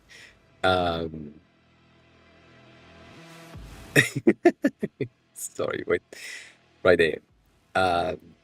Basically, what happens is he made something that already existed, and so some people were crying in the comments and in the replies saying that he should be grateful and basically crediting the original creators of the thing that he had made as well, because right, otherwise he's just like duplicating things and not giving credits and whatever. Whereas the reality of things, what happened with Nutty is just that he created something that needed without really looking into what already existed. It built something. The thing that he built was really good and probably better than what already existed in some degree, but he still got some slack from some of the devs on Kick, like the Kick devs. And so because of that, um, yeah, that was like a reactive tweet, which was really good. If it's not like a completely new and original ID, yeah, uh, you can't do it. And so that's also why we have that secondary reply, uh, right about here, uh, and yeah, like that world first. I'm the king of Kick Dev. Was the first one to create like the printer things. Um, and so someone said, no, someone else did it. And so he said, no, I'm the first. I'm the only person to do this ever in human civilization. That whole thing was really fun. But yeah, that's the thing. We talked about it just because, goddamn, that whole situation was crazy. I don't think we're gonna find it again, to be honest. But uh, yeah, that one that got like absolutely demented. Uh, like this post was saying, uh, basically slandering Nutty for creating something, and then what I love about it is like in this whole threads of people just complaining, uh, someone said you should be humble and not be like the king of things, uh, and it's basically the first seconds of the fucking stream that happens where he said, I'm not good at this. We have people on Kick that are developing things that are way better than mine, but if you want to use mine, that's fine. And then people just didn't listen to that part, which is kind of crazy. So yeah. Um, yeah, you should. You should. So yeah, so that was the context from last week. Really fun. Really fun situations. Back to this though. So this is a an interaction thing. Specifically, it's a YouTube video about 3D and how things could make interaction be better and make interface better overall. It's a very good video. I highly recommend it. I will share it in the chat right now because it's good. It really explained how to manage and create. God damn, that's the wrong thing. Manage and create animations and transitions and things, and there is like a lot of explanation um, and presentation of stuff that we have talked about on stream before, like these stickers and things. And all of that, specifically this one, is a very good presentation of the micro reactive interactions that the user could have that would make it feel much better. So, basically, the car could just stay put and be painted, like we have that happen on most of the Forza games, most of the Need for Speed games in the beginning.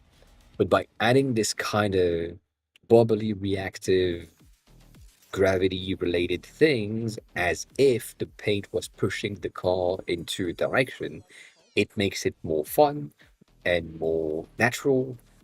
And because it's a fucking game, and therefore, it's a nice thing. So yeah, we like it. That's it. That's it. Uh,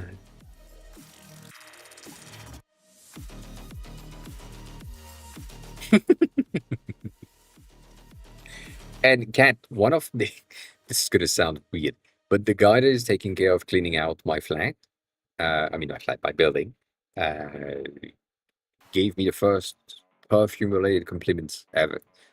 He basically stopped me when I was going into the elevator and said, "Your perfume's really good. What's this thing?" And I said, "I don't fucking know, Mitch. I have no clue. I have no clue." Um, so yeah.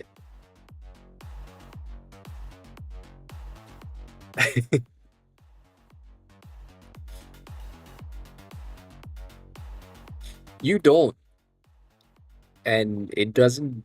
It's not the same.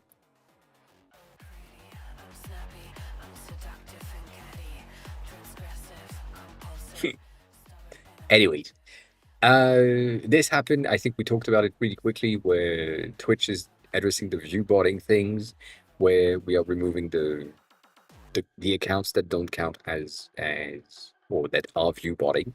The thing is, all of you that are currently lurking, thank you, I appreciate you, but you don't count as viewers anymore. Based on this new thing, if you are not active in the chat, or if you haven't at least posted one message in the chat, you don't count as viewer in the viewer count at the end of the stream, which is really, really bad. So, it's fucking annoying. We'll see how that goes. Thank you, God. I appreciate it. I appreciate it. Um,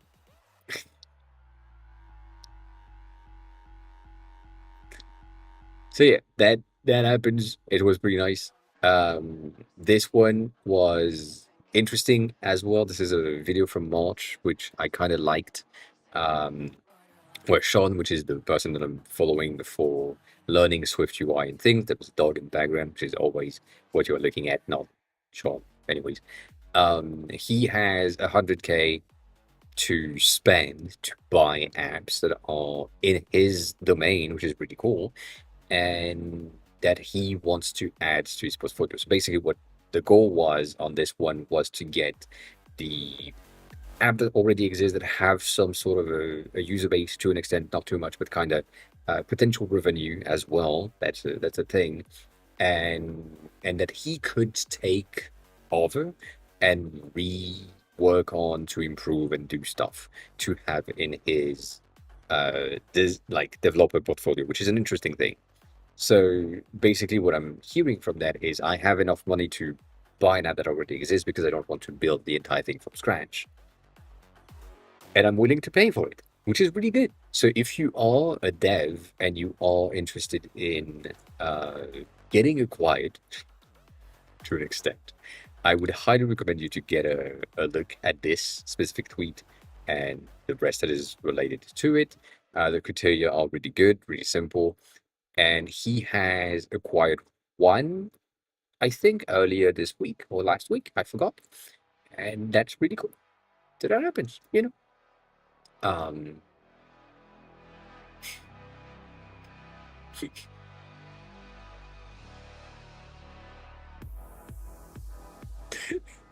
I just read the last two messages. Yeah, Gothic. That is the right reaction, indeed. That is the right reaction. Yeah, I agree. That sounds that yeah, that happens. That happens. I don't think we talked about this last week. I feel like we didn't. Anyways, now we do. Uh, that is really annoying. Gleb, which is one of the initial people that have been um, in on Dribble and basically been the pillars of what Dribble is, have been basically blocked and banned from the platform uh, after 15 years just because they shared their email in a message outside of Dribble. So that is the thing. I got one in 2016. That's a long time ago. But yeah, I got one. Very, very small one. But not a job. And now I don't use it, so I don't. I do not. Anyways, moving on. We've had like other things. Nanny has created or dropped like a very, very big ass law situation, which is pretty impressive. Um, about life story and how she's now married, which is pretty impressive. But yeah, that was fun. But that's about it. Steve has been publishing and sharing a ton of really, really good content. If you are into kind of concept art, sci-fi interfaces, go follow Steve. I haven't clicked on that button apparently. They have and they are posting stuff. I wouldn't say every day because I don't see them every day, but I did very often. Um, that include Sasha Gray apparently, but that includes really, really good concepts of interfaces that are simple and usable and very nice. So stuff like I think it's on this one or on some of the other ones, but like these are really good for the understanding of layout and the understanding of composition when it comes to pages and design and stuff. So I do like most of them. The one that I had saved basically here is a very sci-fi interface, which makes sense. Um, and I do like this. They have like a ton of very, very cute small details.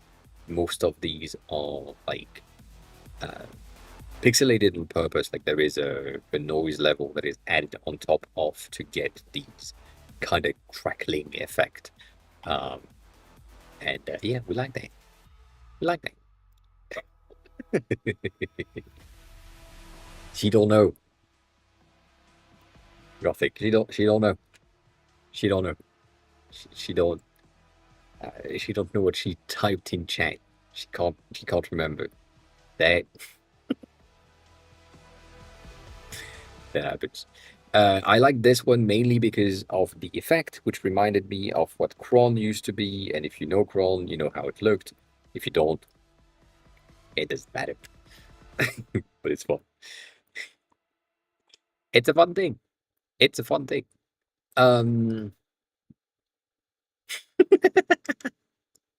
Perfect. Don't worry about it.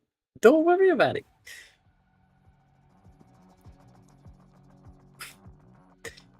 Louis has created something that is like an interesting um, component audit widget, as he called it, where basically you have a component and you can just audit it to get like information about the thing. Does it respect the tokens? Does it follow the design principle that you have in the whole thing and so on. It is interesting.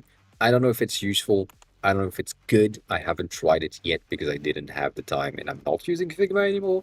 But if you are using Figma still and you are interested in knowing how your components are good or not good, maybe try this one out and check it out. It might be good, it might not. I don't know. In the video, it looks good, but as always, it's a video for presenting things, so it makes sense that it looks good.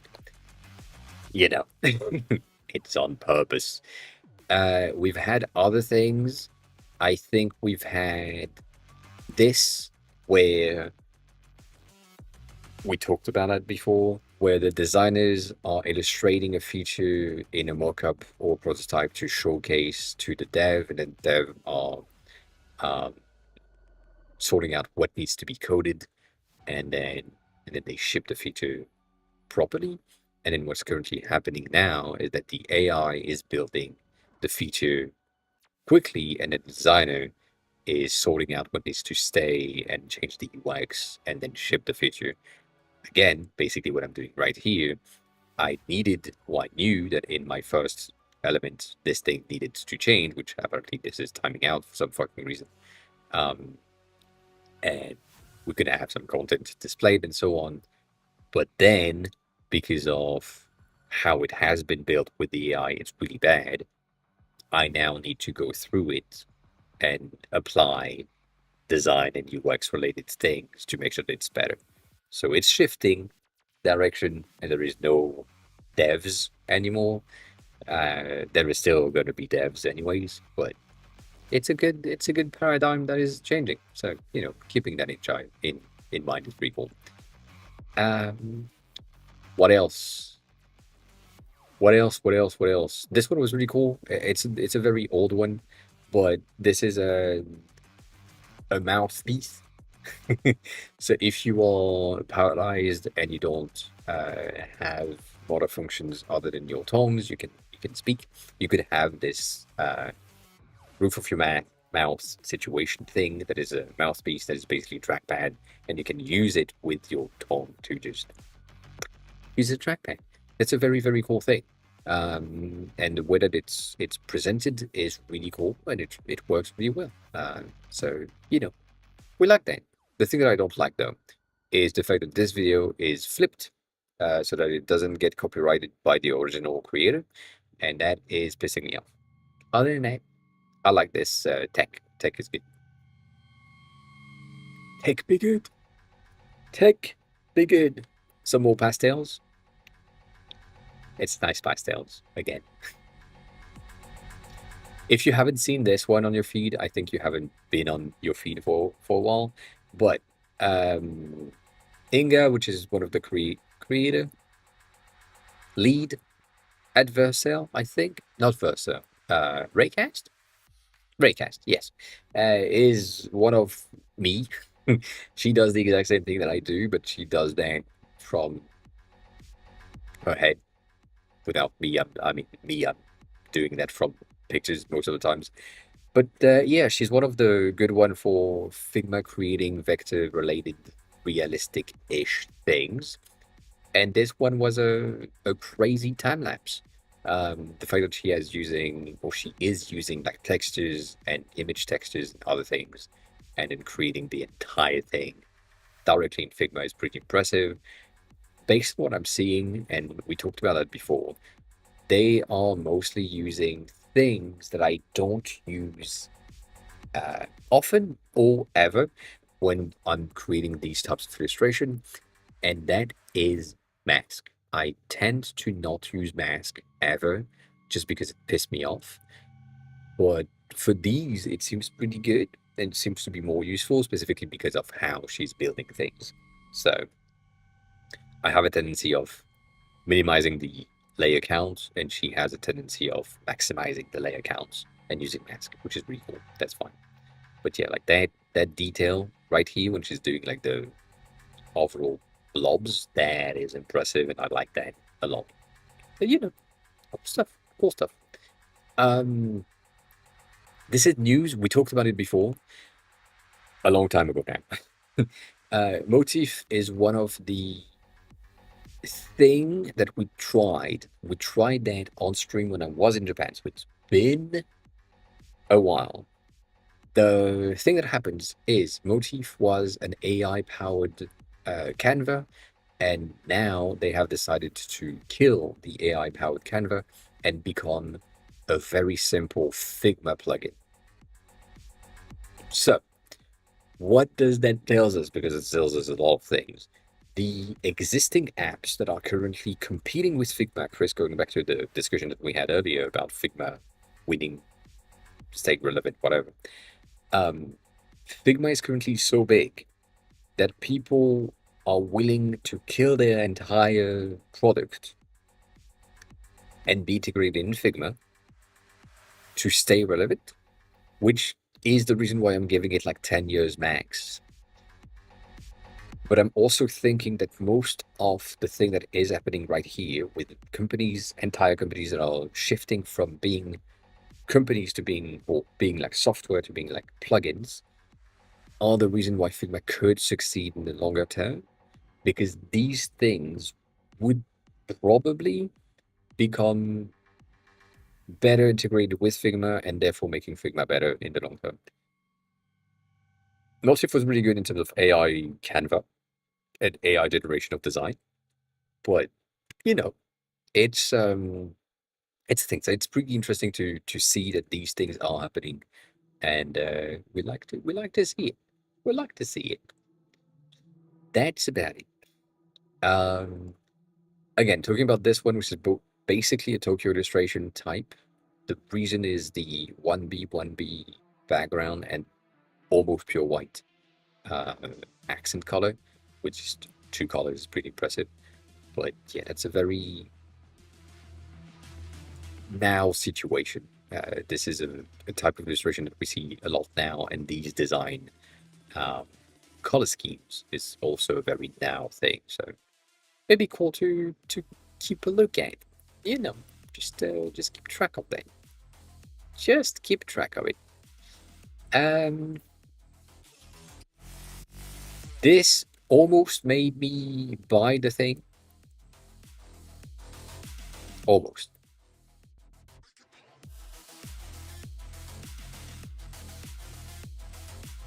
That is the type of thing that I would be willing to have for sure. And the main reason is because it is tethered to the PC. And if it doesn't need battery, it's not heavy. It's just a secondary screen on top of whatever I'm seeing. And that would be amazing for me as a streamer right here. Instead of having to have a prompter, which is physical and takes space and so on, I could have the chat just following around with these glasses. I would look silly, but I'm fine with it. However, the reason why it was almost is because of this. They have the Air 2 Ultra, you have the Pros, and the One, right? Uh, this one is $700, and it's just glasses. That's a lot. That is a lot to me right now. I think the only one that would be okay is the $300 ones that I could get a look at, but I feel like it wouldn't make any sense to not go for the highest option for this type of tech. So, maybe soon, but not now. Um, but maybe soon. A bit of a pack type of thing. That, that would be good. That would be good. Anyways, moving on. So that's really interesting. We've had other things, but not too much. I think most of the stuff that I'm seeing is really, really much the same, but uh, yeah. Uh, I'm sad about this. Like Netflix is apparently doing a K-pop Demon into live action. I don't think it's a good idea, but I understand. But I don't think it's a good idea. But I understand. And has that person has said, we're gonna need to recreate that throat go uh kebab thing. That's gonna be good, really good. That is gonna be really good. I think. I hope. We'll see. Um Other than that, we haven't had way like a lot of other things. This one was the same as I said earlier. Again, my Japanese feed is really good for my stream IDs.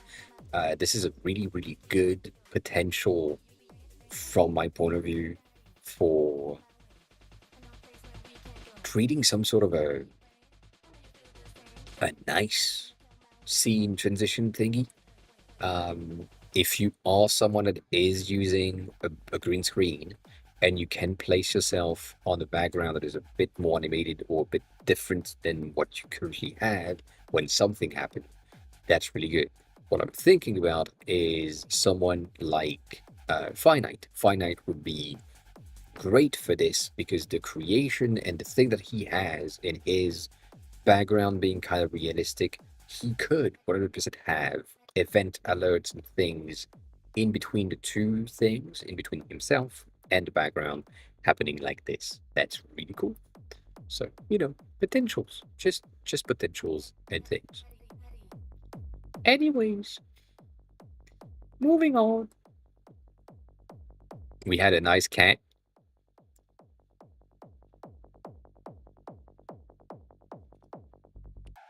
That's it. That's it. It's just a nice cat. That's it.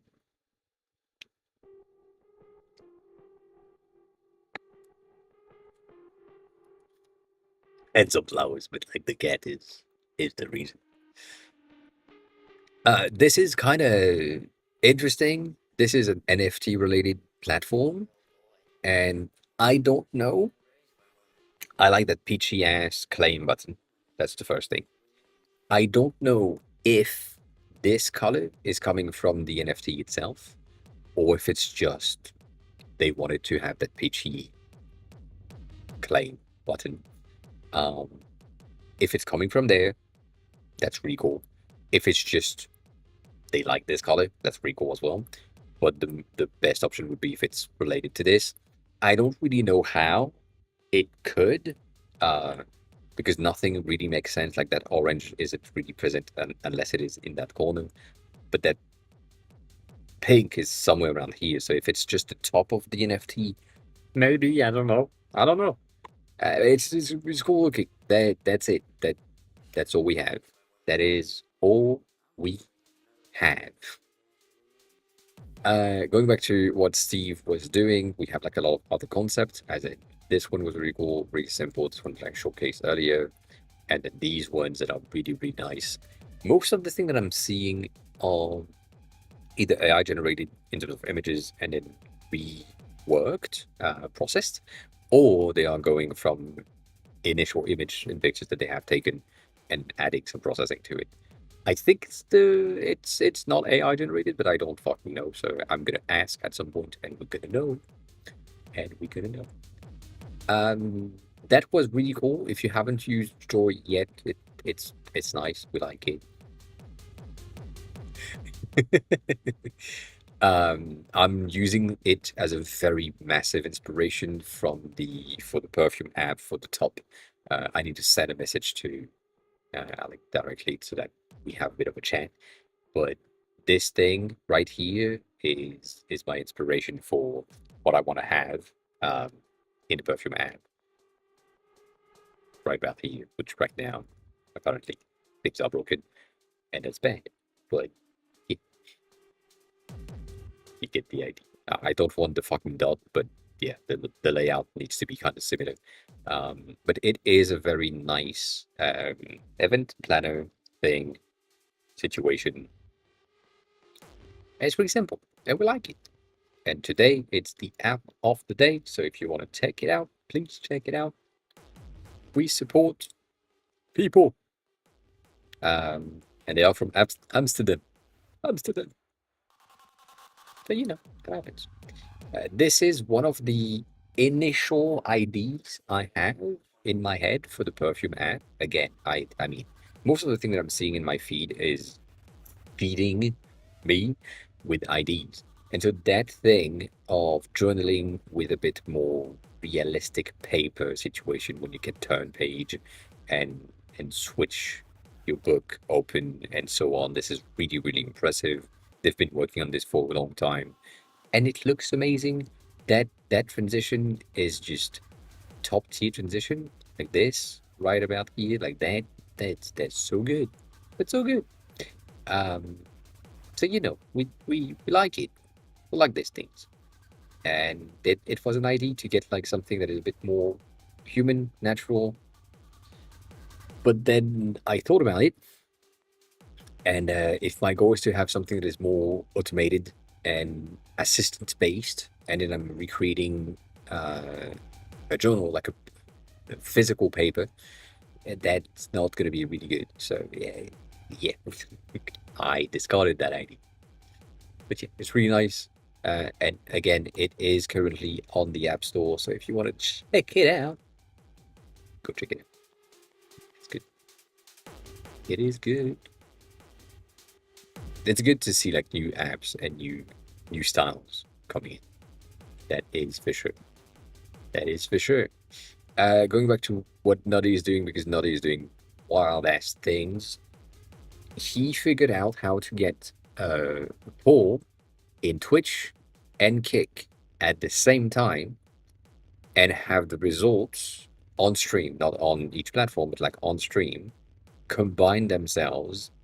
And so if something happened in one platform and something happens in another platform, we have the votes that are going on both and combined at the same time, which is pretty impressive. So yeah, if you make a poll on Twitch, going automatically on Cake. If you make a poll on Cake, automatically going on Twitch, and it runs at the same time. This is really good. Really good. So yeah, we like that. We like it. There was a seal. That's it. That's the only reason. I saw the seal and I was like, okay, okay. We keep the seal. We keep the seal.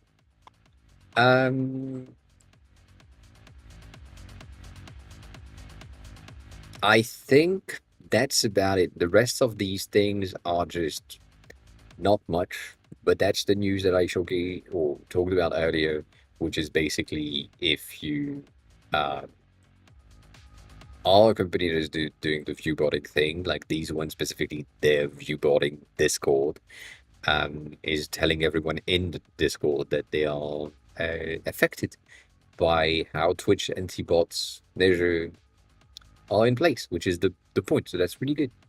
That is good news. Great news, even. Great news. Anyways, that's roughly it. That is roughly it. So other than the thing that I talked about earlier, which is the Figma fucking IPO that is really bad. By the way, Cat, if you are still lurking from far away making food, the price is now lower than the entry price, but it's still bad. It is still bad. The only entry that I can see is if it goes back to the initial sale price, which was like 33 bucks per share. I have doubts. I don't think this is going to happen, but we never know. We never know. Maybe it could. Maybe it could. So yeah, that's the situation. In terms of things, because obviously we need to talk about things. I am still debating on here some of the thing that I want to have and some of the behavior that I want to have. Right now, things are broken. We know that. Like that's how things work. As in, if I add an entry, if I don't wait enough, sorry, if I don't wait like 1 to 2 seconds to then search, I'm getting some issues, and then um, overall research or the search itself is really, really bad. So I need to figure that out. Um, there are some stuff in this form that I want to change. So the current setup is basically just have the ability to get the entry, and then you have the entry and you're done. If you make one mistake, as in you have the fragrance notes right around here, and I'm saying that, oh, I need to reorder this, or I need to add a new one, I'm clicking on the select note things, they just disappear. And now I have nothing selected at all. And I lost the entire notes for that perfume that I selected from search. And when I'm canceling, it's closing the view and then reopening a second view automatically for reordering the note, which was my initial thing that I wanted to do. So there is something in there that is kind of broken that I need to fix, that I don't know how to fix. And as soon as I do that, I have lost, as said, the notes entirely. So in the detail view, I don't have any fucking notes other than the text version of the notes, which we want to avoid. So that's the thing that I need to fix. That's the first kind of thing. The other thing that I need to have is in my edit view, I need a delete entry as well as this one, but we talked about the fact that this is crashing the app entirely. So that's not good. That is not good. But yeah, that's the first thing. The second thing is, and that's mostly a question. I don't think most of you are into perfumes, but you know that happens. It would work for anything. It would work for PC parts. It would work for keyboard parts, whatever. If you had um, a way to hold and manage your database of content, things that you own, would you want to define what the thing is and then give feedback, or would you want to do everything at once? That's mostly like the question. Because maybe you want to say, oh, I'm testing out this phone, for example. And so I have it, I've bought it, I have had it for a certain amount of time, and so on. And right now I'm testing it, and here are my reviews or my feedback. Or would it be better to say, I have this in my inventory? And then you go to your inventory and you say, I want to review this thing that is in my inventory. I feel like the second option is a better option, at least for my brain, but it might not be the case. Taking smartphone as an example might not be the right idea as well. Perfume is mostly like when I'm going to the shop to get some perfume samples, I'm getting 10-ish. So that means that when I'm coming back, I'm having um, a lot more than one. So I wouldn't need, like, again, if I'm adding a new entry, anything else that is under, I don't really need that, like the additional information, the feedbacks, the things, that makes not a lot of sense. So, yeah, that's a bit of a question. It's not really a question because I kind of have my answer already, but, you know, saying things and so on. That's the idea. That's the concept. That is the concept.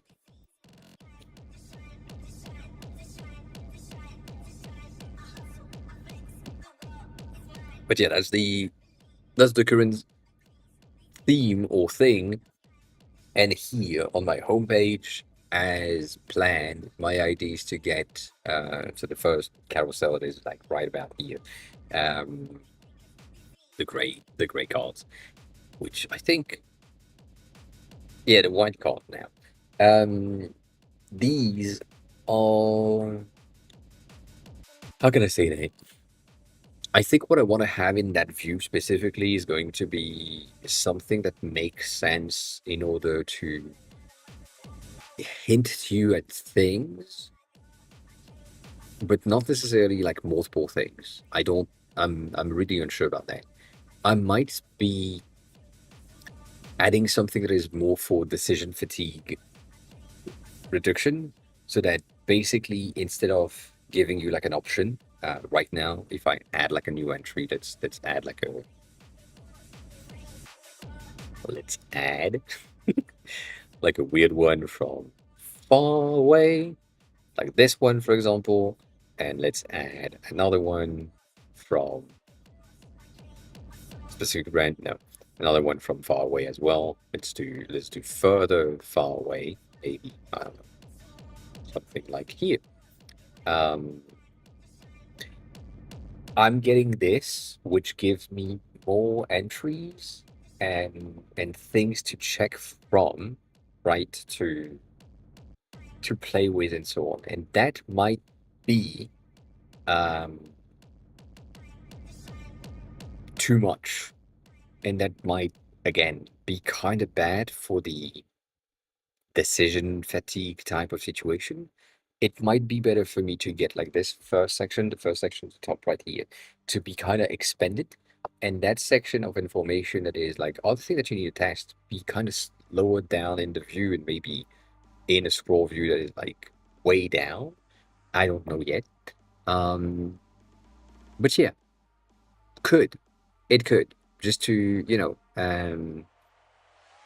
make sure that the user has a bit of an understanding of what needs to happen, what is in there, and that way when they arrive on the app for the first time in the morning, the thing that they see is going to be good morning, obviously, and then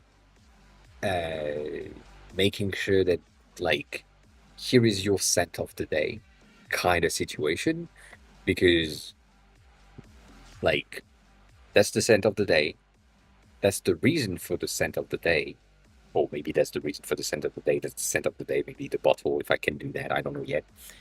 And then, or if you want, you can have some of these other things that you need to test as well. So that's one of the things. The other thing that I was thinking about is if you are someone that is into perfumes and you want to test something, but you don't, you forgot that you have the app, or midway through, you remember that you currently is or are wearing something. That's the reason for the test button, the pink one. I'm gonna have something that says, "Oh, I'm currently testing this," and it's basically scrapping the entire home screens. But I'm just getting into like these two buttons don't work. But I'm just getting into the thing of, oh, I'm currently wearing this right now, so let's start the testing session that is basically this untested situation where you would end up with the ability to just say, well, I'm currently testing that. So that's the thing. I'm thinking about it. But yeah, that's that's where I am on this. I feel like it would probably benefit me to get what's the name? Um, yeah, that maybe I kind of hate it, but why not? If I go into uh, research for smart home UI, specifically things that are for mobile and small screen, these are probably going to be the type of thing that you would like to see in your home screen. So shit like this, for example, where you have like your home, your good morning, whatever here, and then you end up with more information, more actions, more stuff. That could be something, um, right? Similar to this thing, if it's not animated, um, that would give you like, this is your set of the day, and this is the other thing that you need to do. That's where my brain went. My brain went where when I was thinking about it, because it seems like a potential option to do something that just is simple and, like good morning, happy Monday, whatever weather information. Here is what we have to test this week. Like we have this to test. It's Monday. Um, which one do you want to do today? And so on. Like that might be the way. I don't know. There is also something that I'm thinking about. Uh, well, I was thinking about yesterday, and I'm thinking about now because we're talking about it, which is the season-related um, set. So we know that most of the fresh and clean and things of summer, and some of the spicy and instant and other things are mostly for winter because they are like warmer scent. You don't want something that is warm when it's warm on site because it smells really. Anyways, that's just a detailed stuff. Having this as well on your homepage to say, well, you have added things in your inventory today that are mostly used for winter or uh, for or summer. I don't know, it depends, but that's not the season that we are in today. Or it is the season, but today is a day that is raining or the temperatures are really, really lower than usual. So you could benefit from that day to use that thing that you have had for a while. That's the thing. And lastly, that's a bit of a weirder things to put in place, and I don't know exactly how I can trust it. That's a trust issue on my end. Um, Testers and bottles and other things have a shelf life. Um, as in, if you have a tester that is in a glass tester, it's going to retain its composition for a longer time. If you have a tester that's in a plastic tester sprayer thing, atomizer, whatever it's called, you might need to use it faster because it's just going to change in composition because of its temperature change around it. Your bottles, same thing. And so there is some sort of a expiration date on your testers themselves. Like I have one that has turned, like its composition that has turned, and it smells way different than when it was first in my hands. That is something to take into consideration. And so when you are adding things in your inventory, right about here, it is the reason why I have the milliliters and also the acquisition date, if you know. If it's today, it's today. If it was like another day, it's another day. Also, that's bad, but that's the native thing, so I don't care. But yeah, like that's things that you need to think about, I would say, to remember that some of them, if they are sealed, you're kind of good. If they are not, you kind of need to turn them around or to shake them before you use them to just reorganize the fucking flavors in there. So these are things that I will have to add and put in place in the entire app, I think, to make sure that like a user that end up here would say, this is what I have to wear today. But then remember that X perfume or X fragrance that you currently have or have had for 6 months, you haven't tried, um, it's going to turn. You need to do something about it, and yeah. So that's a thing. You know, it's good to think about. I think. I think it's good to think about. Yeah. Um. Yeah. Looking at these things, like I'm really into these. Obviously, because curves and shit. Mostly because of the simplicity and how things could work. So if you knew like the temperature of the day, the weather outside and other things, you would be able to just say, well,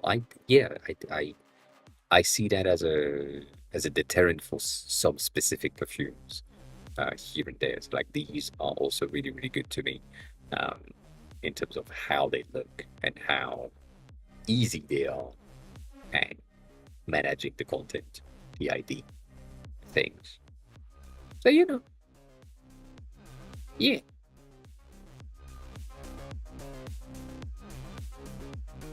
that's the thing. That's the thing. At least the thing that I'm thinking about. I think that's everything that I have in my head right now. I have posted on TikTok about it today. I don't think I have had any feedback on it that wouldn't make any sense, at least not just yet. Uh, so yeah, we'll see. Good thing is I've been posting consistently for the past few days at the rate of one post a day of at least 30 seconds to a minute long. Most of them are more than a minute long, and no one is watching the entire thing. But I've already gained 5, 6 followers from just that. So that's crazy. That is crazy. That's pretty nice. That is pretty nice. Doesn't really matter, to be honest. Follower count doesn't really change anything, but for this specifically, because this is supposed to become an app that is going to be used, I hope, if I can have like a following around the perfume community already, that would be pretty nice. And I would have this as well, something that I kind of glanced over with and really talk about it. Um, that's neat. uh, like some of the influencers that I showcased earlier that are already doing a ton of these and testing perfumes on the daily basis, on the weekly basis, and have a massive collection. They do need something that I will inevitably implement, like that needs to happen, and that is a full CSV import where you could define a CSV, and based on the column that is called name, I check the database for every entries, and then there is like a bulk add thing, or I need to get them to format their CSV in a very specific way to work with the app, which is really bad. That's the worst thing to do. So I'm going to need to get a CSV understanding system layer that would let the user download a CSV to the app, probably map the columns or the fields of said CSV to the fields of the app.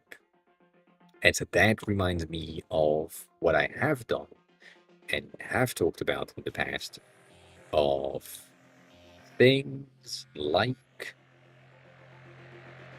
this, not this, this, that we've worked on in 2022, 2023, 2022, 2023, I forgot. That is,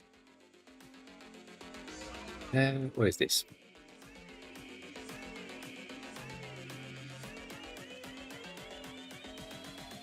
There, here, yes. So basically having the ability to just upload the fucking file and link the things right about, where do I put that?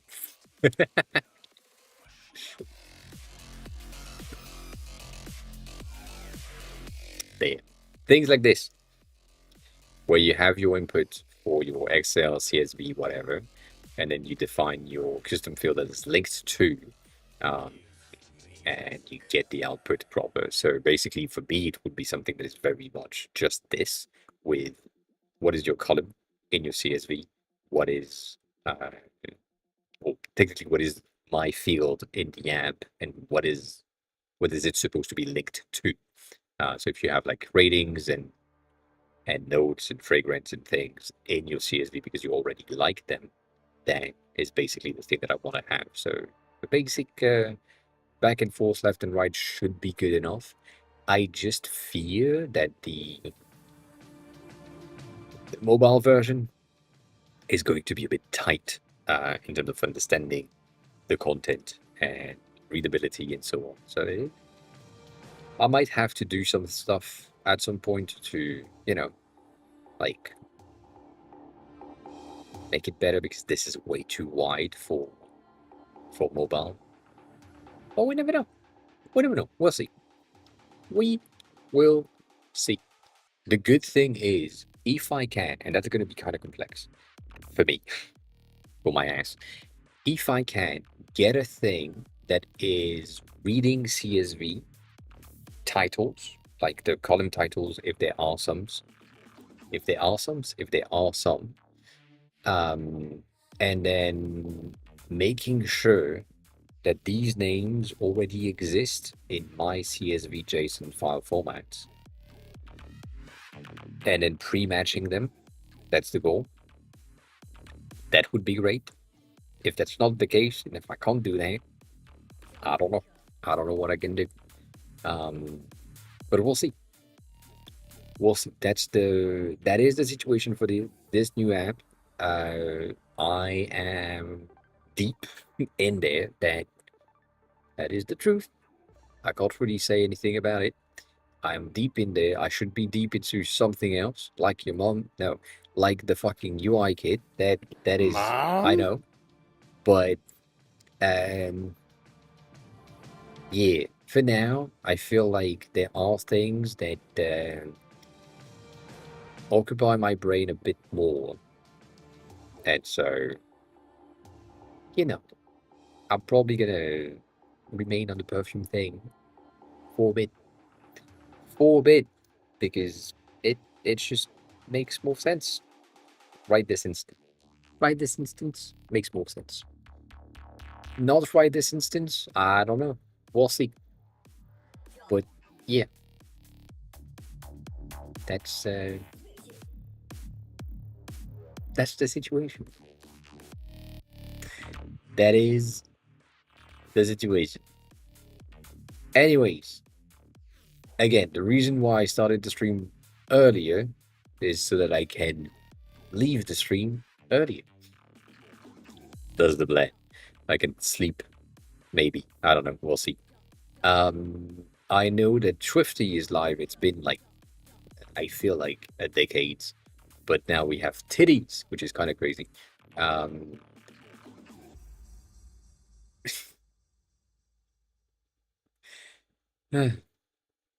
didn't know that she became a VTuber. That's crazy. We have Maya's live at that instant, and yeah, I guess that makes sense. I guess it makes sense. Yes, 100%, 100%. It's the timing. It's the thing. Anyways, as always, thanks a lot for being here. I appreciate it. If you want to watch the VOD for some reason, that is going to be on YouTube. And if you have a question and I'm not live, you can ask them on there. You're right. Hi. Hi, bye. Have a good rest of your day. Croissant. Early stream, early end. That makes sense. Yes, I know. I'm not going to press that button because that makes no sense. And yeah, if you want to learn Japanese, as always, use can because it's good, not because I made it. And if you want to give me some money, you can sub here, but it's not necessary. As always, I would rather you buy something that gets you something in return more than just emotes and things. Anyways, I shall be back on Wednesday, potentially at 4:20. That's the plan. I don't know. It's why it's on stickers, and it's currently on the landing pad, which is pretty impressive. But yeah, 4:20 might be good.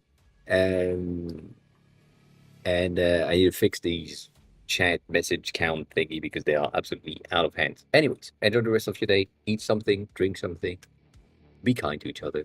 You know the drill. And I'll see you all on Wednesday. Bye.